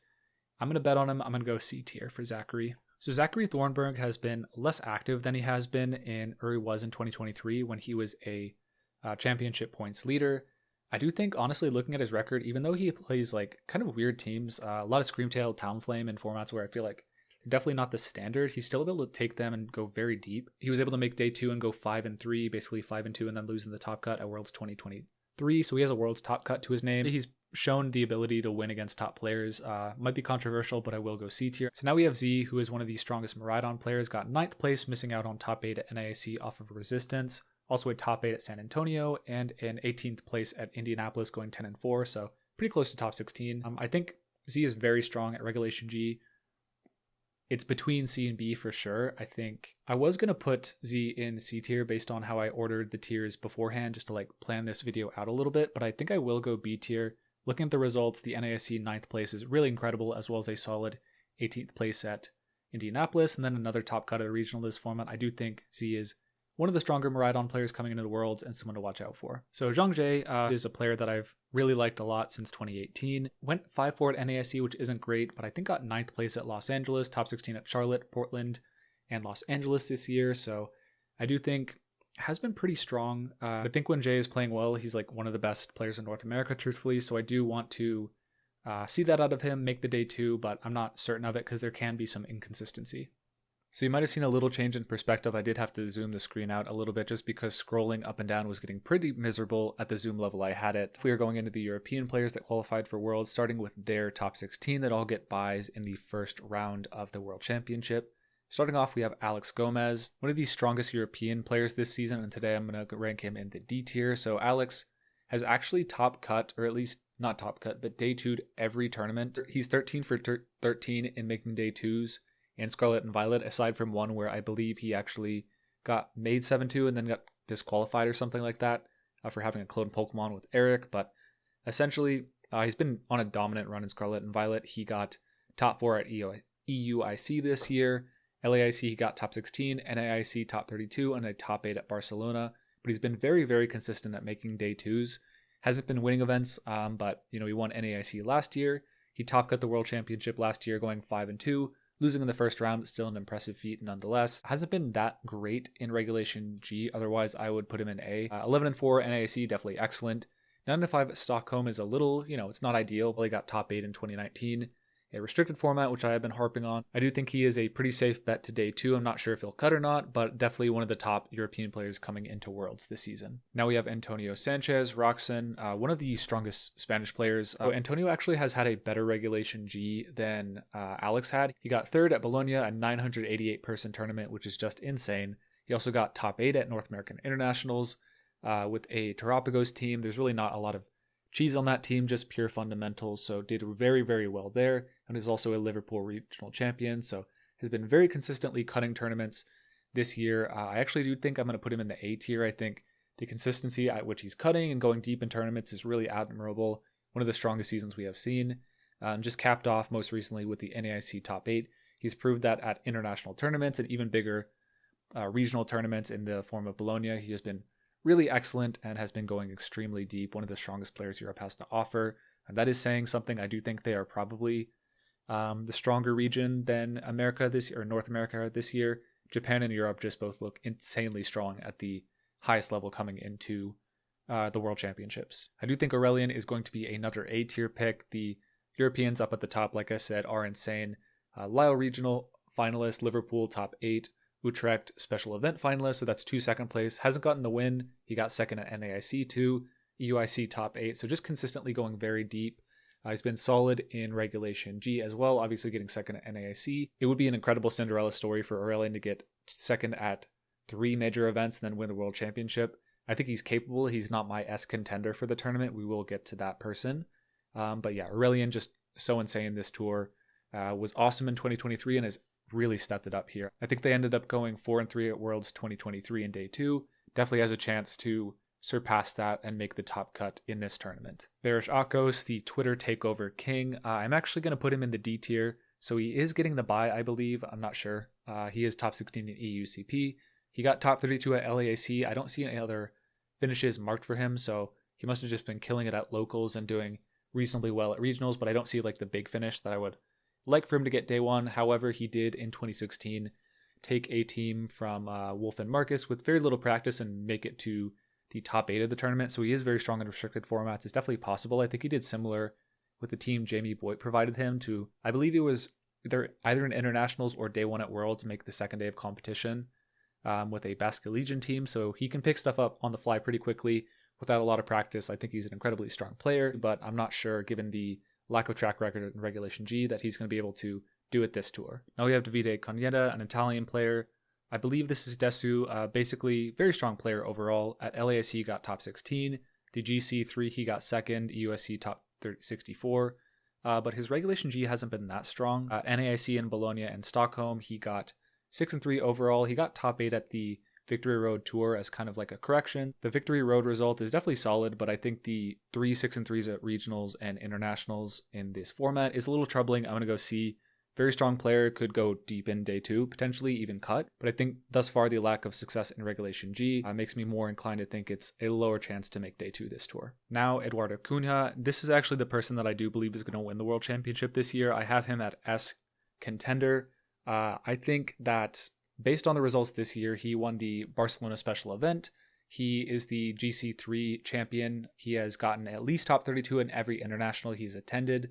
He got top 4 in NISC in Regulation G format. More importantly, he is the 2022 world champion in a restricted format with Calyrex Shadow Rider and Zacian, but he has carried over that Calyrex Shadow Rider experience, getting top 4 at NISC with it. At Worlds 2023, he got 1-3, kind of following up the really huge, obviously, world championship with a kind of lackluster finish. So I do think he's going to be hungry for a big result here. And he was also in 2016, another restricted format. He got, I believe it was top 4 in the world. And I think he is playing the Calyrex with about as much skill as anyone in the world is capable of. So I do think Calyrex Shadow Rider is really well primed coming into the event. I think he's the perfect player to pilot it. He has the experience in this format and in the past. He has the results to show for it. So I do think Edu is going to come out and win the tournament, or at least he has the best chance in my opinion. It's hard to predict with a high degree of certainty that anyone would win the World Championship. Like no one has more than maybe a 5% chance to do it, but it's just who do you think is most likely to? And I think in this case, it's going to be Edu for me. Coming up, we have another strong Spaniard. We have Eric Rios. So Eric has been doing really well, honestly. He had a 9-0 start at NAIC this year, kind of dropped the ball, ended up finishing top 16. So I think that ends up being a 3-3 record on the day. Or I think it was actually 2-4 because he was 11-4. I do still think that he's going to make the day 2. He has been doing exceptionally well at tournaments still, even though he didn't do that well in day 2 of an AIC. He obviously had the 9-0 start playing really strong players. At Dortmund, he got top 8. Gdansk, he got top 4. LAAC, top 16. So he unfortunately only got 9-5 at Stockholm. So similar problem to Alex, I do think Eric has been doing pretty well making day 2, not doing so well at day 2 in Regulation G tours though. So not certain, like I don't expect him to cut, but I do think it's possible, and I do have some expectation of seeing him in day 2. So Fredrik Hoge Nielsen is actually an interesting case. He has been really solid at some tours and kind of weaker at others. At NIC, he went 5-4, but then on the other hand, he went 12-3 at Stockholm, getting top 4 and basically creating the archetype of Miraidon with Chi-Yu on it, which has been really pesky for a lot of people. It has been iterated on since then, but was definitely a smart call there. He went 4-3 at Worlds 2023. He got top 8 at Stockholm, Gdansk as well, and then the GC2 got top 4. So tends to do pretty well, but can be kind of inconsistent. I think that inconsistency is a little bit scary, but I'm going to go see possible to make it out of day 2, but with a pretty high ceiling. Could be up to B or maybe even A when he's playing at his peak. But I think these type of players who either do really well or do pretty poorly, they're kind of relying on reads, and in my experience, it's very hard to read the highest caliber of players at Worlds that consistently, so I will go C just because of that inconsistency. So Julio Tarlo is a player I think a lot of top players are very aware of, but isn't really recognized, I think, by more casual players. He hasn't been featured on stream that often, but if you look at his records, it's actually kind of insane. If my notes are right, he's only missed one day 2 in 2024 out of 9 attempts. He went 12-3 at NAIC this year, just missing on resistance to the top 8. 11-4 at Bologna, 10-4 at Stockholm. Extremely consistent, also a top 16 at LAIC. I would be very surprised if Julio does not make day 2 here, so I'm going to put him in the B tier. Marco Fierro, one of the strongest Calyrex players. He's strong with Ice and Shadow. I don't see a lot of players doing that, but essentially he was doing very well early on with the Calyrex Ice Rider. I think he got the initial finish at Stockholm, 14-2, ended up getting top 4 there. At LA, he also got top 64 at NAIC, finishing 8-1 in the first day and then going 10-5, a little weaker on the second day, but still, a solid finish. And then he got top 16 at Worlds in 2023. One of the strongest players in the world, in my opinion. Very strong at balance, is able to just slow play games and basically just grind you out. Is a really strong player, and looking forward to seeing how he does. I'm not sure if I'm expecting him to cut just because of the 10-5 at NAIC is a little troubling, but he's definitely very capable. Definitely earned B or A tier. Now we have Michael Kelsch, the second place finisher from last season. Kind of came out of nowhere, had a couple top cuts or like good finishes in European events, but really earned a name for himself at that tournament where he got second place. He's also done extremely well this tournament, or this year at NAIC. He got top 64. I think he got it with food poisoning in the second day, so pretty impressive. He won Stockholm with Zamazenta, one of Zamazenta's strongest soldiers with Michael Zhang, as well as just being generally really strong. Utrecht special event top 4, and then Stuttgart regional top 4, so extremely consistent, doesn't tend to do poorly at any events he goes to, so I think that's grounds for B minimum, and based on the previous domination at Worlds, I'm going to be expecting a top cut, which is definitely a lofty goal, 2 for 2 on cuts for a, playing for VGC for 2 years, but he's definitely one of the strongest players in the world, Michael, just a natural at the game. So Niels Dunlop is the reigning EUIC champion, winning that with the Ursaluna. He also won, or got top 8 at Stockholm Regionals in Regulation G. He got finals in Stuttgart and top 8 in Gdansk, so generally very strong. He went 5-2 in the first day of competition at Worlds last year, and then a 3-4 overall. Very strong. He won 11-4 at Stockholm and 10-5 at NAIC, so definitely capable at making day 2 in these tournaments. Has been doing okay in them. I think it's probably like a borderline C or B, but he has just won a European International Championship, so he's like, the skill is there. It's just transferring it over to Regulation D, which I do have confidence he'll be able to do by Worlds. Oliver Eskelin is one of the last players in the top 16 in EU, but basically the Gdansk regional champion among some other things, but he went 6-3 at Stockholm, hasn't had a particularly strong Regulation D. However, in 2022, I believe, he got second place at an internationals in a restricted format. I think the success in 2022 does give me some confidence that he'll be able to pull it all together, even though he went 6-3 at Stockholm. Should be able to have things in order by Worlds. Now we have Simone Sanvito, who I believe got either top 8 or top 16 in Worlds in 2018. One thing I've learned is, regardless of how out of shape or out of practice you might think Simone is in a format, he's able to top cut, or at least go, make it through day 1 in Worlds. Pretty much last year he went 5-0 in Worlds, making the day 2 and then going 3-4 that day. He was very strong early on. He got second place at Gdansk. At Lille he won the whole tournament, and then Barcelona got a top 8. But in Regulation G has been pretty weak, 5-4 at Bologna and then 9-5. But yeah, I do think that it's never a good idea to count out Simone, so I'm going to put him in the C tier, possible day 2, but that's really just based off of past reputation at Worlds, honestly. We have Victor Medina, Torviv, very strong Spanish player. I think I will have him in the C tier probably. So he got 7th at Bologna, actually 15th at Stockholm. No, I'm tripping. He's definitely B tier, probable to day 2, based on basically getting top 16 and top 8 at all the large Regulation G tours he went at. I think he lost to Winnanen at 6-3 for NAIC on stream, so he definitely is building in very strong company. I believe he works with Roxon pretty often. Not sure if he's working with Eric and Alex too often, but overall, great network, really strong player, has done really well in restricted formats in the past. I think one of the stronger 2022 players as a whole. So I do like Victor's chances of making day 2, despite not doing so at NAIC. So the last player is Counting Stars, Zhang Hengyu.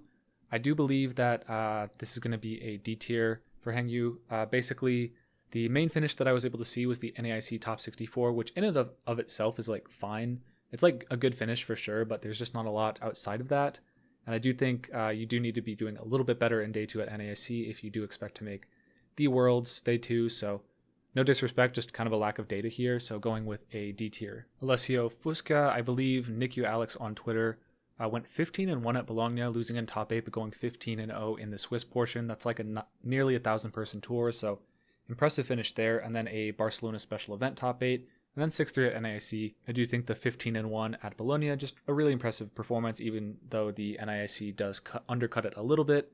Still definitely at least C tier. Adam Cherfou, a French player, I'm going to put in the C tier, so had a really strong Bologna again, 11-4. I do rate that tournament very highly. A lot of extremely strong European players were there, and it was just so many people overall. Worlds Day 1 last year went 5-2 into 0-4 in the second day, but still an impressive performance nonetheless. So I do think there's a possibility of repeating that Day 1 performance, especially given the strength at Bologna. Christian De Nicolo, you might know him as .1QQ or something like that online. A very strong Dondozo 222 player, for lack of a better term. Got top 32 at the Barcelona special event, but a lack of Regulation G data is a little concerning there. Now, Davide Cataruccio is kind of an interesting case because there's not a lot of Regulation G data, but he did get top 8 at EUIC. Also in Milan 2022, got top 8 at a special event, and then some top 4s in 2017 and 2018. I think the combination of experience as well as just high performing finishes in other format, as well as some proven ability to play in restricted formats, is going to allow me to put Davide in C tier. Davide Carrer is Narimbo. I'm going to put Narimbo in the B tier just because went 11-4 at Bologna, went 4-3 in day 2 at Worlds last year. I'm not sure if Davide made it through day 1, but was at least in day 2 to begin with. And most importantly, got top 8 at 2022 Worlds. I've mentioned it a billion times at this point that restricted format success, I do expect that to carry over to some extent. And with the combination of an EUSC top 32, Gdańsk top 8, and then the 11-4 at Bologna, I do like Davide's chances of making day 2 a lot. Arash is the 2013 world champion. I am actually going to put him in the D tier here. He hasn't had an especially strong Scarlet and Violet, aside from a admittedly strong UIC top 32. But Bologna went 0-1, Worlds went 3-4 day 1 last year. I do think when Arash is at his peak, one of my favorite players to watch is 2018 Worlds run. Really underrated in my opinion, awesome team builder and player, so hope to see him prove me wrong here. Philippe Itzak, a player I recognize, got top 128 at EUIC, 8-7 overall, but no data for Regulation G, so I am going to put him in the D tier. Francesco got on a lot of people's radar with a top 4 at Dortmund, EUIC top 64 as well, but unfortunately had an 0-3 finish at Bologna. Not super encouraging for cutting in the same format, essentially going 0-3 at a regional. Florian Tam, kind of in a similar situation where he got to the finals of Dortmund regional champion rather, and then went 5-4 at Utrecht and then 0-1 at Bologna. Definitely has the capability to win a regional, obviously. That means you definitely have the stuff to make day 2 when you're playing at your peak, but consistency is going to be very important in doing that. So Francesco Pardini, I believe this is Alexis VGC, pretty big Italian YouTuber as well. Check him out. Got top 8 at Dortmund this year, 0-1 Bologna, probably another drop situation. 6-3 Stockholm, so not an excellent Regulation G. And 2022, though, did make it through day 1 of the World Championship, 4-3 in day 2. So some solid finishes, I think, if not for the 2022. So Flavio Del Pidio Pato, kind of an interesting situation where 6-3 Bologna, 6-3 Stockholm, but 4-3 Worlds in day 2 last year. Got top 16 in 2022 Worlds, the 2019 EUIC champion, and then got 5th place at NAAC in 2019. So generally very strong in restricted formats, but hasn't really found that same success this year. In spite of that, got Liverpool regional finals in Scarlet and Violet. I think Flavio will probably have figured it out by Worlds. I'm hoping so. Strong player, really interesting to watch, comes up with some pretty interesting teams. So I'm going to rank him as C tier overall. I think there's a possibility he cuts, but he does really need to. Fede Campo is a player a lot of people are watching for this World Championship, especially after the top 4 last year, going 5-1 in the first day of competition and then finishing for 4th place overall. Went 11-4 at NAIC this year, so definitely proven that he is capable in the Regulation G format. So I am going to put him pretty high up. I think probably going to be in A tier, along with basically Michael. Yeah, just a really strong player with success in this format. I think is a recipe for success for cut. So Giovanni Piscatelli hasn't had a crazy season. Went 10-5 at Bologna, but was a really good 2022 Kyogre player. Has been okay in 2023, but I think maybe could just pick up the Shilang Tang Kyogre variants and try and just run with that. I feel like this is probably going to be a borderline call, so I'm going to go with the C tier here, or a D tier rather. Jack Clark is a player I recognize for using some pretty wacky stuff. Unfortunately, hasn't done too well this regulation with the bit of a poor Stockholm performance, so going to go in the D tier. Francesco Rossini, I believe kind of a younger player, Olimac on Twitter, did pretty poorly in the Regulation G tournament that I was able to see them at, so yeah, going to be D tier there. And then Alessandro Fantinato is kind of an interesting case. There's only 2 recorded events with them, as far as I can tell. One was a 6-3 EUIC, which is, fine. And then the other is a 12-3 top 8 at Bologna, which is a really impressive finish. There's literally nothing else, nothing going back to previous seasons. I do think having experience against international talent is kind of important. So with that in mind, I think I will go with the D tier, but this is definitely very borderline. I think we could actually get surprised by Alessandro, truthfully, so I'm going to go with the C tier. Potentially could pop off this tour and make a name for themselves based on the finishes. So Hippolyte Bernard, another very strong French player. I'm going to put Hippolyte in the C tier. Was able to get top 4 at Bologna, like I've said, very hard event. 5-4 at EOIC is a little bit of a concern, but last year went 5-2 at Worlds day 1, ultimately 2-4 overall though, so I'm not expecting a cut, but making it through day 2 is definitely possible for Hippolyte. Strong player, I believe has been pretty good in restricted formats in the past, has shown to be good at this format, so we're going to go with C tier, just because I think the 5-4 is definitely dragging them down. If that were even a day 2 at EUIC, there's definitely a argument for B tier for sure. So Giuseppe Musico, I think kind of an underrated player. Pepe VGC Online, I believe, but has been playing since 2018, won a regional back then, has had like pretty high finishes since then, never like the same tournament win, but always consistently in top 8, top 4 at some regionals and events like that. So went 10-5 at Bologna, which isn't a crazy finish. Might be a borderline call, but we'll go at C tier. Jesus Jimenez goes by Susej Online, was a really innovative team builder in 2021 during the pandemic. I saw a lot of him. Hasn't had a huge finish at an event IRL this year, but definitely has the potential. I think without any results though to base it off of, I can't really justify going above D tier. Now we have Ilias, goes by Lycos Online. No Regulation G finishes, a Stuttgart top 16, but I think got top 8 at EOIC last year. Maybe it was top 16, but overall a very talented player, but again without Regulation G data, can't really judge much. Now Luca Lucignoli is kind of interesting. I believe they go by Luca Lucario Online. They've been playing for a while, got top 16 at Bologna, went 5-1 and then 7-0, 9th place overall at Worlds 2023. But in 2024, they've been doing pretty poorly. I saw a lot of 5-4s on their record, but got the record that counted at Bologna in Regulation G. The Worlds finished last year, so kind of just has all the prerequisites to really be in good shape. I think if not for the 5-4s, I would go B tier, but I'm going to start with C. Leonardo here goes by Il Bono Online. Honestly, very underrated Worlds record. So in 2019, they went 7-2 day 1, 3-4 the next day. But the next year, they went 6-2 at Worlds 2022, finishing in the top 32. And then the same record, top 32 in the next year. So has gotten really good finishes in the last 2 Worlds, went 10-5 at Bologna. Gdansk got top 16. I think Il Bono is definitely a very strong player. I know they're pretty offensive of a player, so I'm not sure how that will play. There are definitely some unexplored hyper-offensive options. In Regulation G, I'm going to put Leonardo in B tier. Jory VGC got top 4 at EUIC and then not a lot of other big finishes. Honestly, was looking at the records and a lot of 5-4s and 6-3s. Maybe they've completely turned the corner after EOIC, but the lack of data on that with Regulation G makes me a little concerned. Going to go D tier. So Wanma is an interesting case. It seemed like Wanma would either make day 2 and do pretty well there, or just not make day 2 at all and maybe have like a pretty weak performance overall. So I think that's definitely like kind of definition of C tier, just very strong but can be inconsistent. Now the next player is Luca Ceribelli, Serie VGC Online. I do think a lot of people are very excited to see Luca's performance at Worlds this year. Going to be A tier from me because second place at Bologna, like I've said, huge tournament. Got 5th place at EOIC in last year at Worlds in day 1, went 5-1. Didn't do too hot at 1-3 in day 2. But yeah, last year they also had an incredible 2023. Went 6th place, 9th place, 15th, and 13th at a regional, another regional, an international, and then another regional. So insane finishes, really powerful streak. And then in 2022, also made it to day 2 of the World Championships, going 6-1 day 1, 4-3 day 2. I could honestly see Siri being like in the contender tier, but I think I'm going to go expecting to cut, just leaving it a little short. I think Luca probably one of the strongest Europeans coming into Worlds for sure. Now we have Maddie Morgan, who got top 8 at Worlds last year with I think kind of a weird situation with Emilio Forbes. We're not going to go into that, but went 5-4 at Stockholm and is kind of like a semi-consistent day 2er.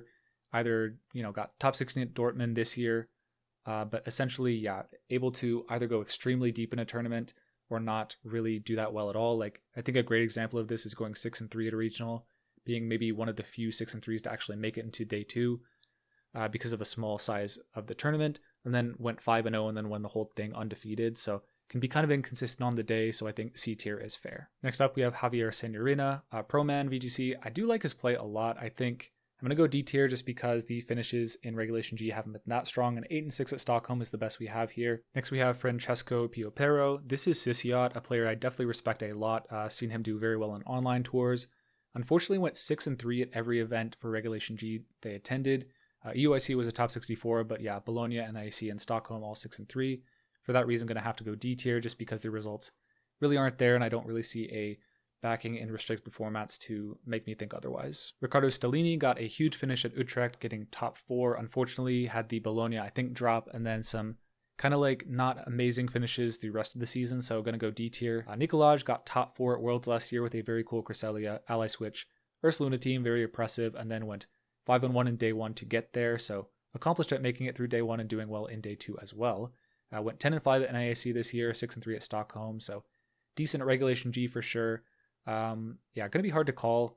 I think, just off the NAIC, but I do like the chances, especially based on the Worlds finish last year has proven themselves to be capable at Worlds. Going to go with a B tier. And it looks like I put Frederick at C, so some sibling rivalry there. Some consistency issues between the both, but at their peaks, they're both incredibly strong players. Jamie Boyd got top 4 at Stockholm in another format, but went 5-4 at Stockholm. Not sure if this is like the format where you can get cute and run things, so that is a little bit to Jamie's detriment. Iker Rodrigo got top 8 at Utrecht, but not a lot of history beyond that, and no Regulation G experience, so D tier there. So Davide Fazio is a player I didn't know anything about coming into this tournament. 9-6 at Bologna, which isn't great. It's solid, making day 2, but 9th at EUIC.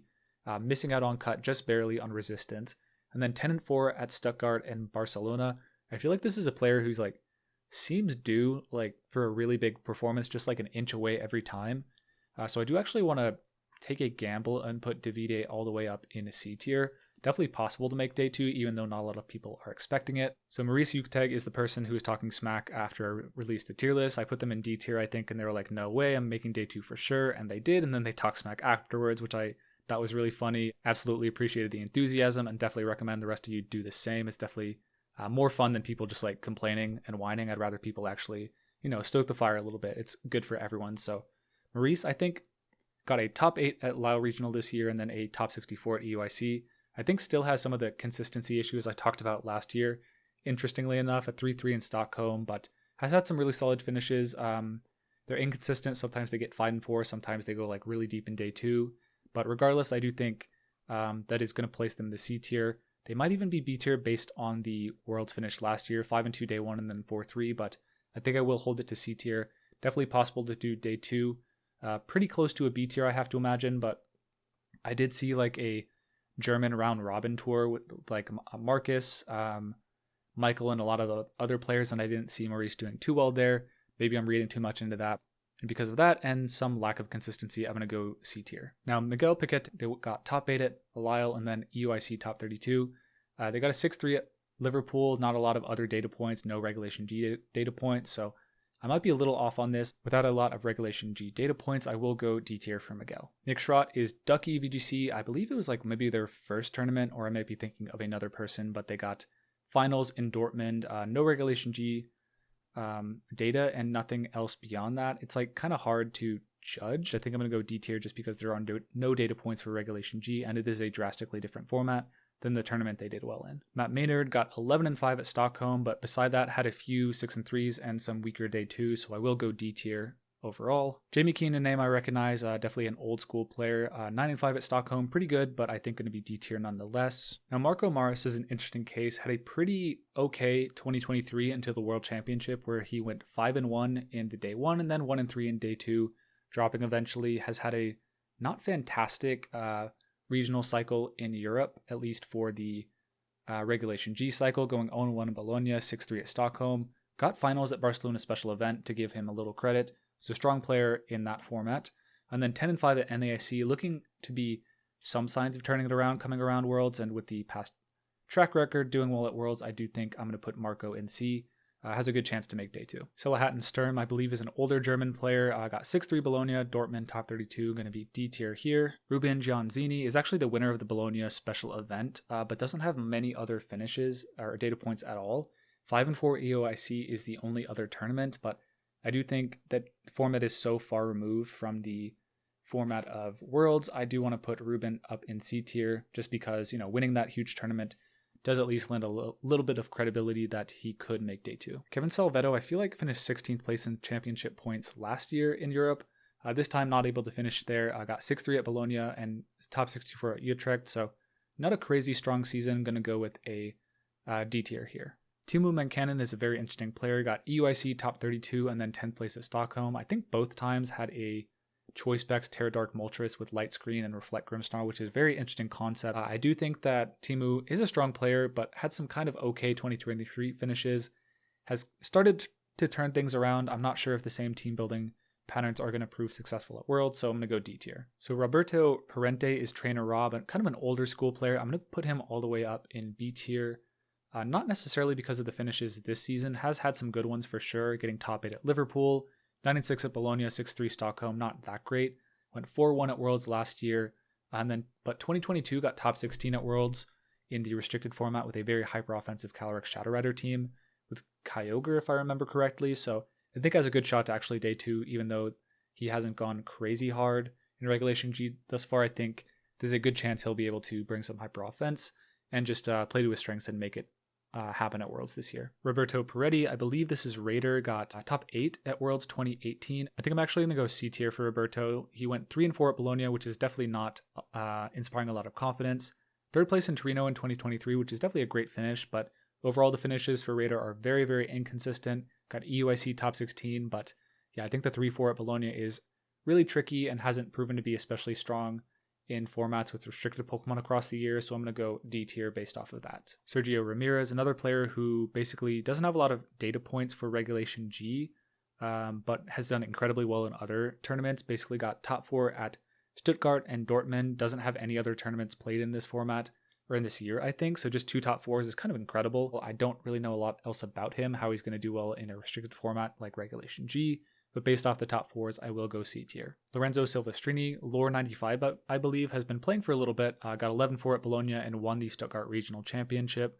I think pretty easy C tier, has been a little bit inconsistent in some of the tours that he's entered, so high peak, inconsistency, C tier. So Nikhil Reddy is the player who was able to get 1st place using the Ninetales Articuno team that he innovated. Really cool team builder, has been a really strong early team builder in pretty much every metagame. Not sure how he's going to do in a late metagame World Championship, but went 10-4 at Lyle. No Regulation G data points to speak of, but has surely been building and practicing. Definitely a ladder demon. I'm going to go with a C tier for Nikhil just based on the lack of Regulation G data, but definitely capable with the right team and the right play of getting into the day 2. Salvatore Rega has had a very impressive season, 2 top 8s at special events. I do have some data on the Regulation G, a 10-5 at Bologna, very good, and then a 6-3 at Stockholm. Tends to be a little hit or miss, lots of 5-4 and 6-3s, and then a lot of 11-4s as well, top 8s at smaller regionals.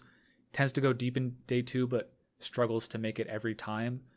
So I think that's C tier. Next we have Marcus Stadters. I don't think he's been especially active in Regulation G or this season in general as a player, but got top 16 at the Barcelona special event. 2016 got top 4 famously, losing to Wolf in top 4 using the same team, but a capable team builder working with an elite group for practice and building. I do think Marcus has a great chance, even if he's not perfectly in practice, of making it into day 2. But without a lot of confidence into his prep this tournament, I'm going to go with C instead of B, but he's definitely a B.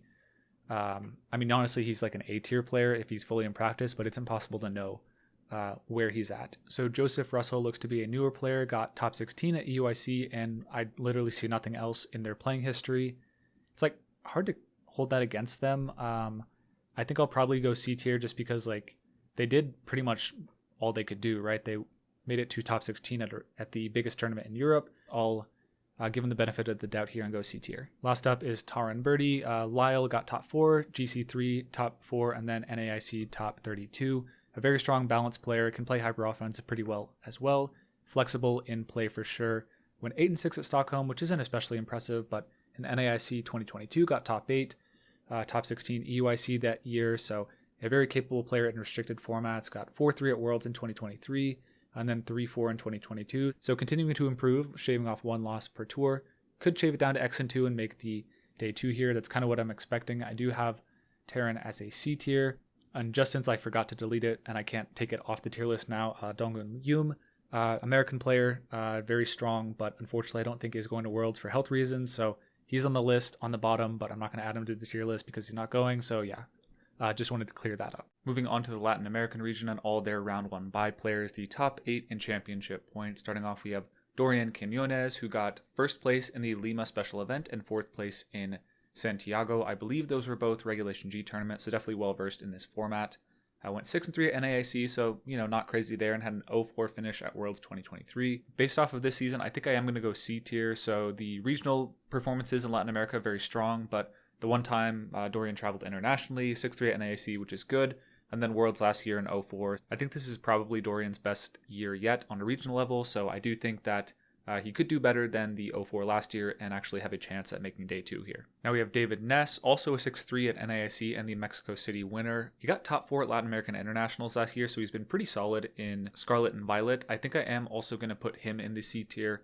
has a chance to do well at Worlds. He's been playing for a long time. A strong player, has been doing well in his region, and internationally has had some hits, so I do think C tier is appropriate here. Gabriel Agati, one of Latin America's best players, at least most well-regarded internationally. He usually brings that at international tournaments. This year only went 6-3 at NAIC.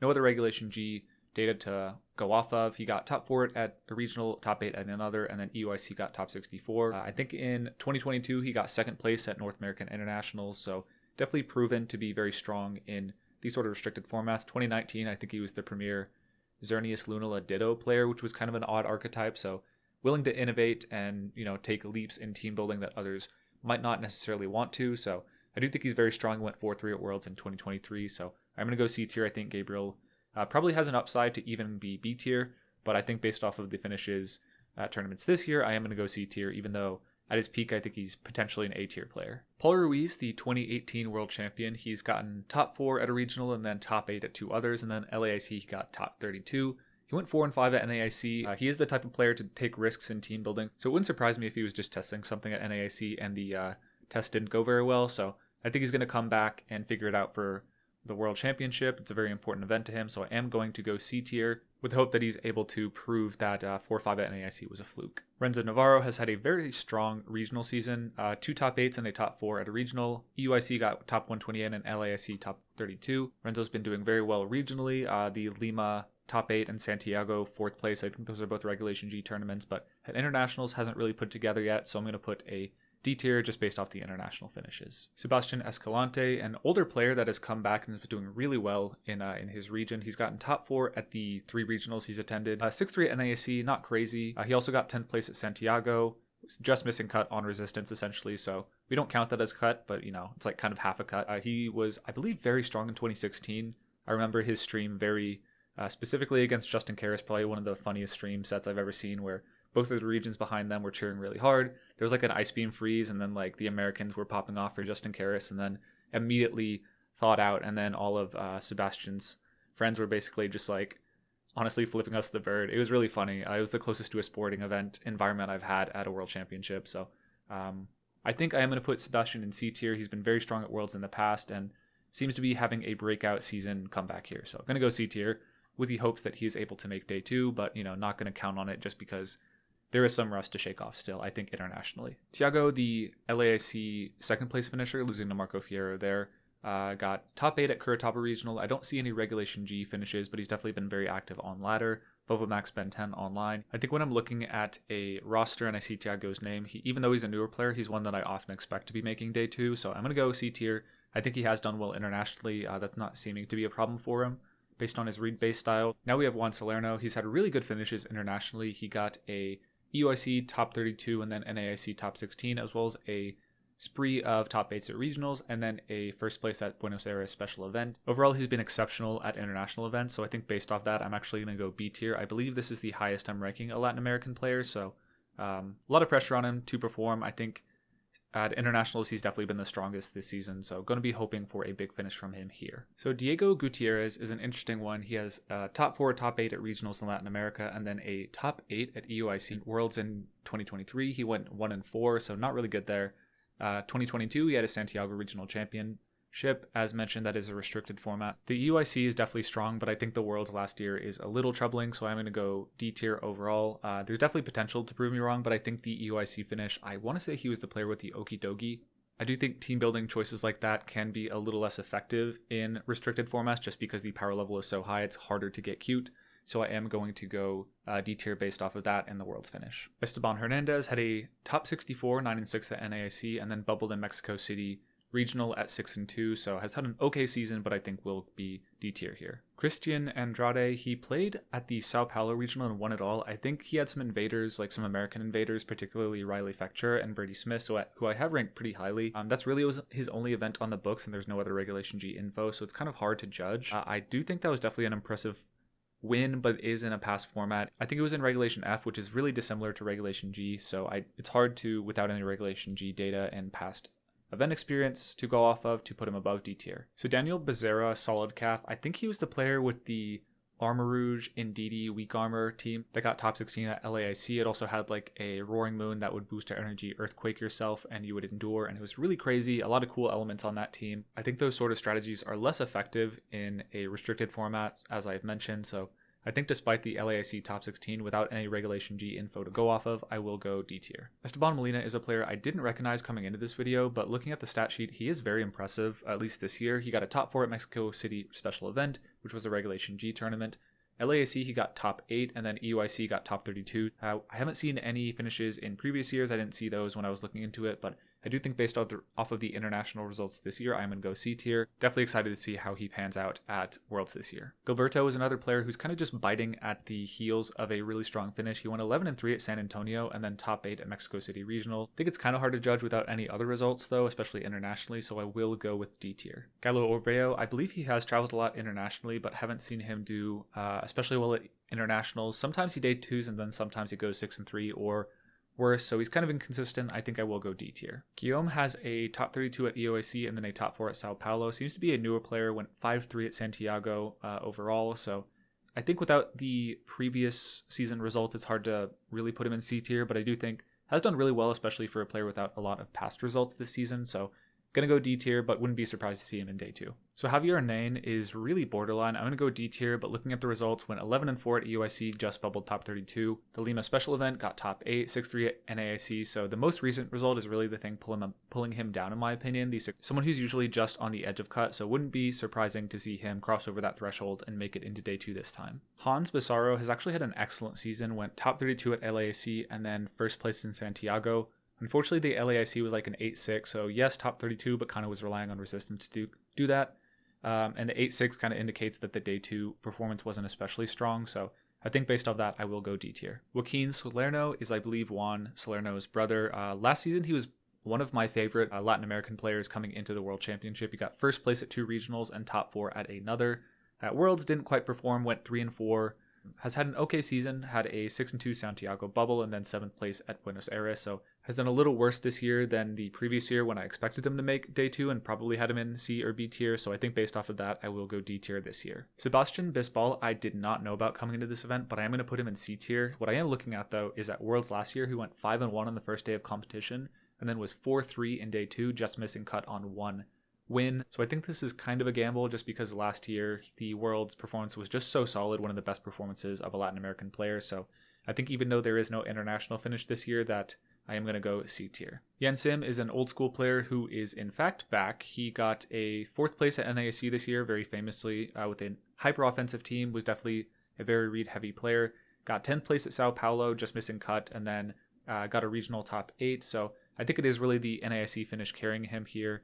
I think I am going to go C tier just because hasn't always been cutting in region, hasn't been going deep at the regionals, but he could just be ramping up. He definitely had a great performance at NAIC, so I'm going to go possible C tier, but I think this might be underrating him a little bit. I don't think he's necessarily consistently on the same caliber as the B tier players, but at his peak could be in B. Sebastian Rodriguez got 2nd place at the Lima Special Event in Regulation G, but beyond that, no international finishes or past year finishes to speak on, so D tier. Luciano LaRose got a 2nd place at Santiago. It was a pretty competitive cut. Paul Ruiz and Renzo Navarro were in the cut. I'm not sure if he actually ended up playing them, but definitely an impressive performance at a strong event with a lot of strong players. But without any internationals or other finishes to go off of, I will go D tier. Leonardo Chinchilla got a 10-4 finish at LASC, finishing top 16, but a 5-3 at Santiago more recently in the Regulation G format, so I think based off that, I will go D tier. Now we're going into the Oceania region and the APAC countries that all have their own independent national qualification systems. Diego Ferreira, who I am going to put in the D tier despite being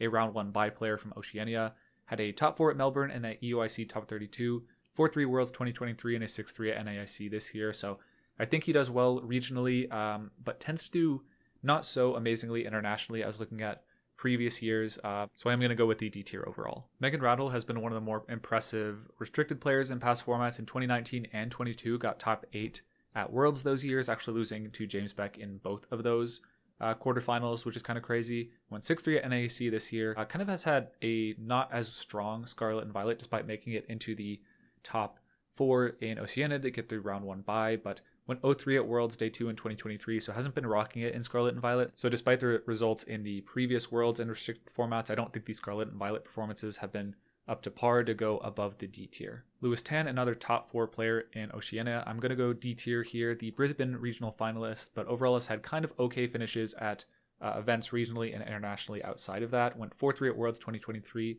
I'm not sure if that's day 1 or day 2, but yeah, the Regulation G, just no data points to go off of. And yeah, we're going to go D tier. Okay, so Nicholas Kahn is actually the 2017 Junior World Champion, and then in 2022, a restricted format, got 2nd place at Senior World, so has been very strong in all divisions at this point. Went 5-2 at Worlds in 2023, and then 3-4 in day 2, so not as strong, but definitely a very strong performance for your first Worlds. 10-5 at NAAC this year, as well as a plethora of regional finishes this year with a regional championship at Brisbane, Melbourne top 8, and then top 32 at LA and EUIC, and then obviously the top 64 at NAAC. So has been consistently very strong in all formats, has shown some ability to play in restricted formats even this year.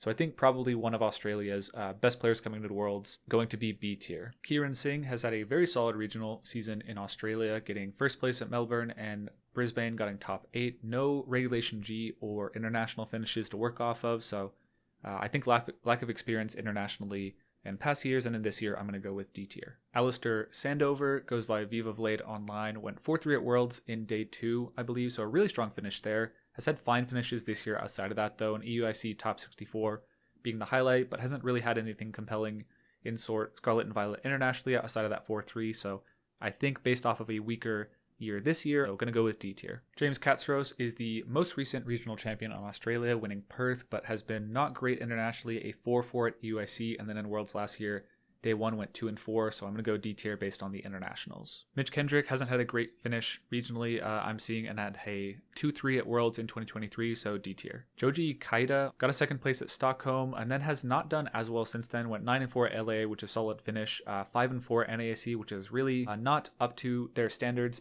got a global challenge, top 8 in the global challenge 3, but wasn't able to qualify through the Japanese system.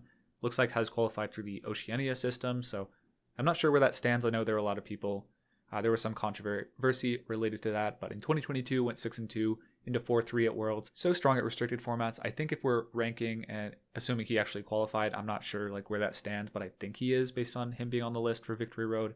I will overall go with the C tier. So if we just looked at early formats results, I think easily a B tier player, likely to make it to day 2, but the NAIC a little troubling, so going to go C tier. Trent Sayer, another one and done player, haven't seen a lot of results outside of the Melbourne regional finalist, so no Regulation D data to go off of. We're going to go with D tier here. Henry Rich, Hobbit, has been a player that a lot of folks have had their eyes on after the top 8 at NAIC this year with a very cool Overquill team that no one was really looking at the Pokemon other than him, so definitely an innovative team builder, one of the few instances of a very unconventional Pokemon doing really well in Regulation G. I haven't seen a lot of that. It's also had a Choice Scarf Landorus Incarnate, which is pretty cool. Has done pretty well internationally, tends to not do great at home, but internationally has a top 16 at last year's NAIC. Kind of interesting that in most regionals, whether it's at home or internationally, he'll be able to go make day 2, but hasn't been able to do especially strong in day 2, so maybe indicative that not that strong against high-level competition, but that's kind of going against the NAIC finishes. Worlds, last year he went 3-4 day 1, so it's kind of hard to call. I think kind of inconsistent, so I think that calls for a C tier for Henry. So I'm going to just put him next to Joji. So Wang Yujiang got 2nd place at Perth. I believe this is Kyogre SG, who I think they were a pretty hype player in 2021 and 22 in restricted formats and in Diamond Max formats, but I do think is kind of flying under the radar as someone I've definitely respected in online competitions and in international like tournaments like the World Cup, which is held online, has been a very strong player for his region. So I'm going to go C tier based off the past results and just the reputation. I do think that this one's maybe borderline, not a lot of data to back it up. I don't really know what the attendance is, but the Perth Finals is one data point, and there's not a lot of others in Regulation G or Scarlet and Violet in general, so we're going to go C tier. Sam Pendelis, the last Australian player I'm going to be ranking, and has had a pretty weak 2024 despite having a stronger 2023. Hasn't done better than 4 losses at a regional except for Melbourne, it looks like. 0-3 at Worlds Day 2 in 2023, so despite having a strong restricted year in 2016, getting top 8 in Worlds with a pretty cool Kangaskhan, Yveltal, Smeargle team back then, I'm going to go D tier just based off of the weaker year in 2024. Going into the players qualified from the APAC countries, each of them qualified in a national system that was pretty distinct from any others. Even between them, they were all kind of weird. Some of them had like best of 1 open team sheet, open natures, but lots of strong players made it through despite the kind of odd formats. So I'm going to be going over the ones that I recognize, the ones who have previous years of Worlds experience or international experience that I thought made them relevant to mention here. Starting off, we have Chayawat. If you're familiar with Pokemon Showdown Ladder, you've probably played this player. They go by Nontaro online. He is the 2022 and 2024 Thailand regional or Thailand national champion. Went 4-3 at Worlds in 2022, so does have a knack for restricted formats. And overall, yeah, looking forward to see Nontaro at this event. Chayawat has been practicing for this tournament, so gonna go B tier. I think pretty high ranking. I think could be C tier, but kind of expecting a pop off here. So Chiu goes by Johnny Chiu online, got top 8 at Taiwan regionals, and 2023 they were the Taipei regional finalists. I am mentioning them here because I believe they were one of the early innovators of Necrozma Dawn Wings, the Torkoal Trick Room team with the expanding force Necrozma and the Indeedee, the Meteor Beam. You've probably played it on ladder. It's a very difficult team to beat, very unpredictable, utilizes an After You, Sleep Powder, Lilligant as a Trick Room mix-up, so I do think has some potential here, but I'm not entirely sure if sticking to that Trick Room strategy is going to do them well here, because a lot of players have generally pathed out their matchups against these very difficult but linear team compositions, so going to be hard to beat a lot of the higher quality Worlds players later into the tournament with that sort of strategy. They might have come up with a new strategy to cover for this, but without any knowledge of that, I think I will go D tier. Tier Wei, the 2024 and 2022 national champion of Taiwan, got 4-3 at Worlds 2022, has been very solid. I do think I'm going to go with the C tier overall. Actually has the exact same finishes as Nontaro, honestly, so I might have to move Nontaro down to C tier as well, but I do think that definitely a strong player, used a team that Michael Zhang had been able to innovate with the Zamazenta and the Chandelure to great effect, winning the national championship there.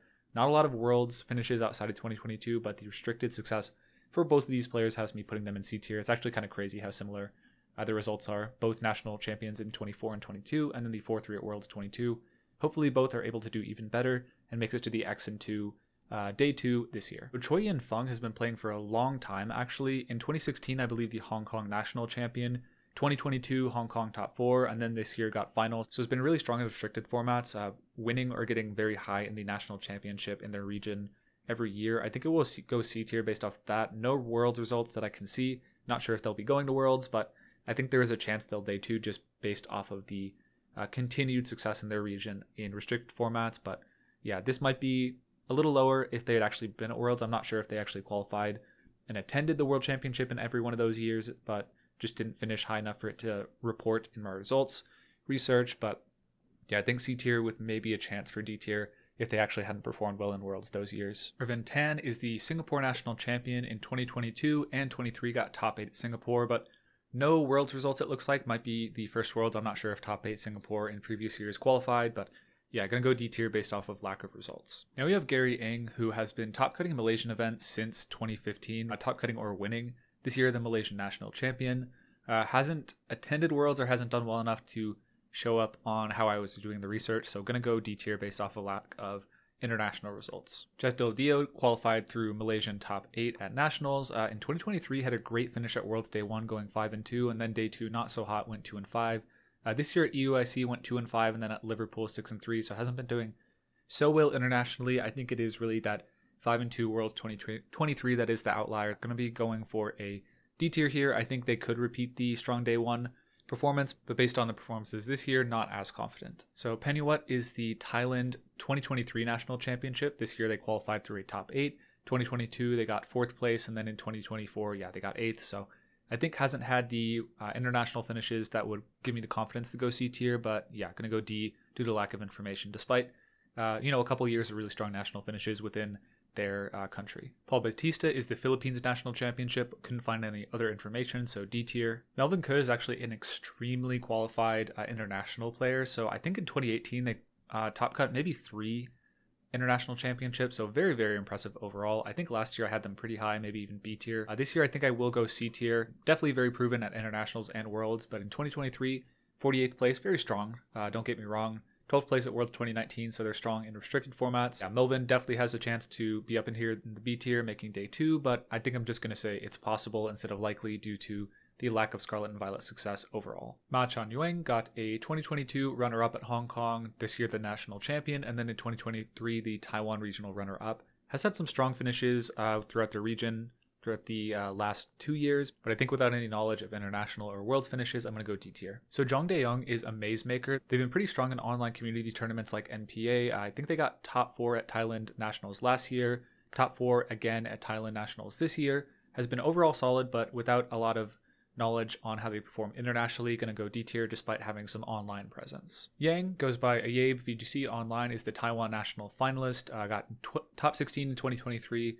Not a lot of info outside of that, so going to be D tier. Sangyan Rong got a top 4 at Taiwan Nationals, and in 2023 got top 16 at the same event. Going to go D tier due to lack of internationals. Narwich goes by MyStars Online, definitely a player I have recognized playing in online tournaments. Got finals in both the Thailand National this year and in 2022 in a restricted format. I do think they have been really good online from what I remember. So I'm going to go C tier. Vincent Ignacio got second place at Philippines Nationals, and then I couldn't find anything beyond that, so D tier. Orke Yin had an interesting stat sheet, went 3 and 4 at Worlds 2016 in day 2, first place at Hong Kong Nationals in 2019, and then this year got a top 8. So has had some solid success in restricted formats particularly, so could have a chance to make day 2 without any knowledge of their Worlds finishes past the 2016 finish. You know, obviously 8 years since then, they've probably gotten a lot better, but going to go D tier without much knowledge on how they've been finishing internationally recently. Ku Chao Chen, Google Taiwan on Twitter, basically has been really, really strong in Taiwan Nationals, but I haven't seen any results outside of that, so probably going to be D tier based off of that. But just to shout him out, got top 4 at Taiwan this year. In 2021, they got 3rd. In 2022, they got 2nd. So definitely a dominant player within the region, but hard to say. Ing Chi Wu got a 2nd place at Malaysian Nationals, but no information beyond that. And then the last person I'm going to be ranking is Zach Kelly, who I am actually going to rank pretty highly. Zach, one of those players where I'm just really glad to have done actual research for these videos because I learned about someone who I otherwise would have no idea about. So basically, Zach Kelly in 2018 got top 8 at Worlds in the senior division. In 2019 at NAIC got 18th in senior division, and then this year lost to Melvin in top 4 at Singapore Nationals, but still qualified. I really do hope that he attends. I'm excited to see how he does. Like I've mentioned before, I think previous years, senior successful players can transition to be some of the strongest master players. I think good examples of this, Raghav Malavia, Aurelian Sula, like Zach Kelly could definitely be one of those. Definitely has a possibility to make the day 2 if they do attend. So that is going to do it for my tier list. Looking at our S tier, just to give you guys one last look, we have Edu as my contender. We have a lot of very strong players, mostly European. Looking at that, like Japanese and European, I guess it's equal Japan, North American players, and then a bit more European players. The B tier is definitely a huge mix, as well as the C and the D tier. But yeah, just to give one look at the C tier one more time, and then one look at the D tier. So I do want to reiterate that if you were in the D tier, there's obviously so many talented players at Worlds, and there's even a lot of extremely talented past world champions in the D tier that I've placed this year. This is really just being based off of largely results in restricted formats and in Scarlet and Violet. So even though you might not have had a crazy performance yet, World is definitely the time to do it. So if you have worked hard all summer long and you see yourself in a tier that you don't like, prove me wrong. World is definitely the time to make a name for yourself, and I'm excited to see all the people that I've underrated prove me wrong at me on Twitter and tell me what's up. So I hope you guys enjoyed this video. Definitely a long one. Hope you watched it on 2x speed, but I'm hoping that you learned something. I'm sure a lot of people did, about some players they were not aware of, and a little bit more history on the ones that they were aware of. So hope you guys enjoyed. If you enjoy these type of videos, please subscribe. I'll probably do one for Worlds next year, and a lot of other VGC related content on the channel. So hope you guys stick around. Leave a comment on who you think I got wrong. Leave a like on the video. And yeah, with all that being said, peace, y'all.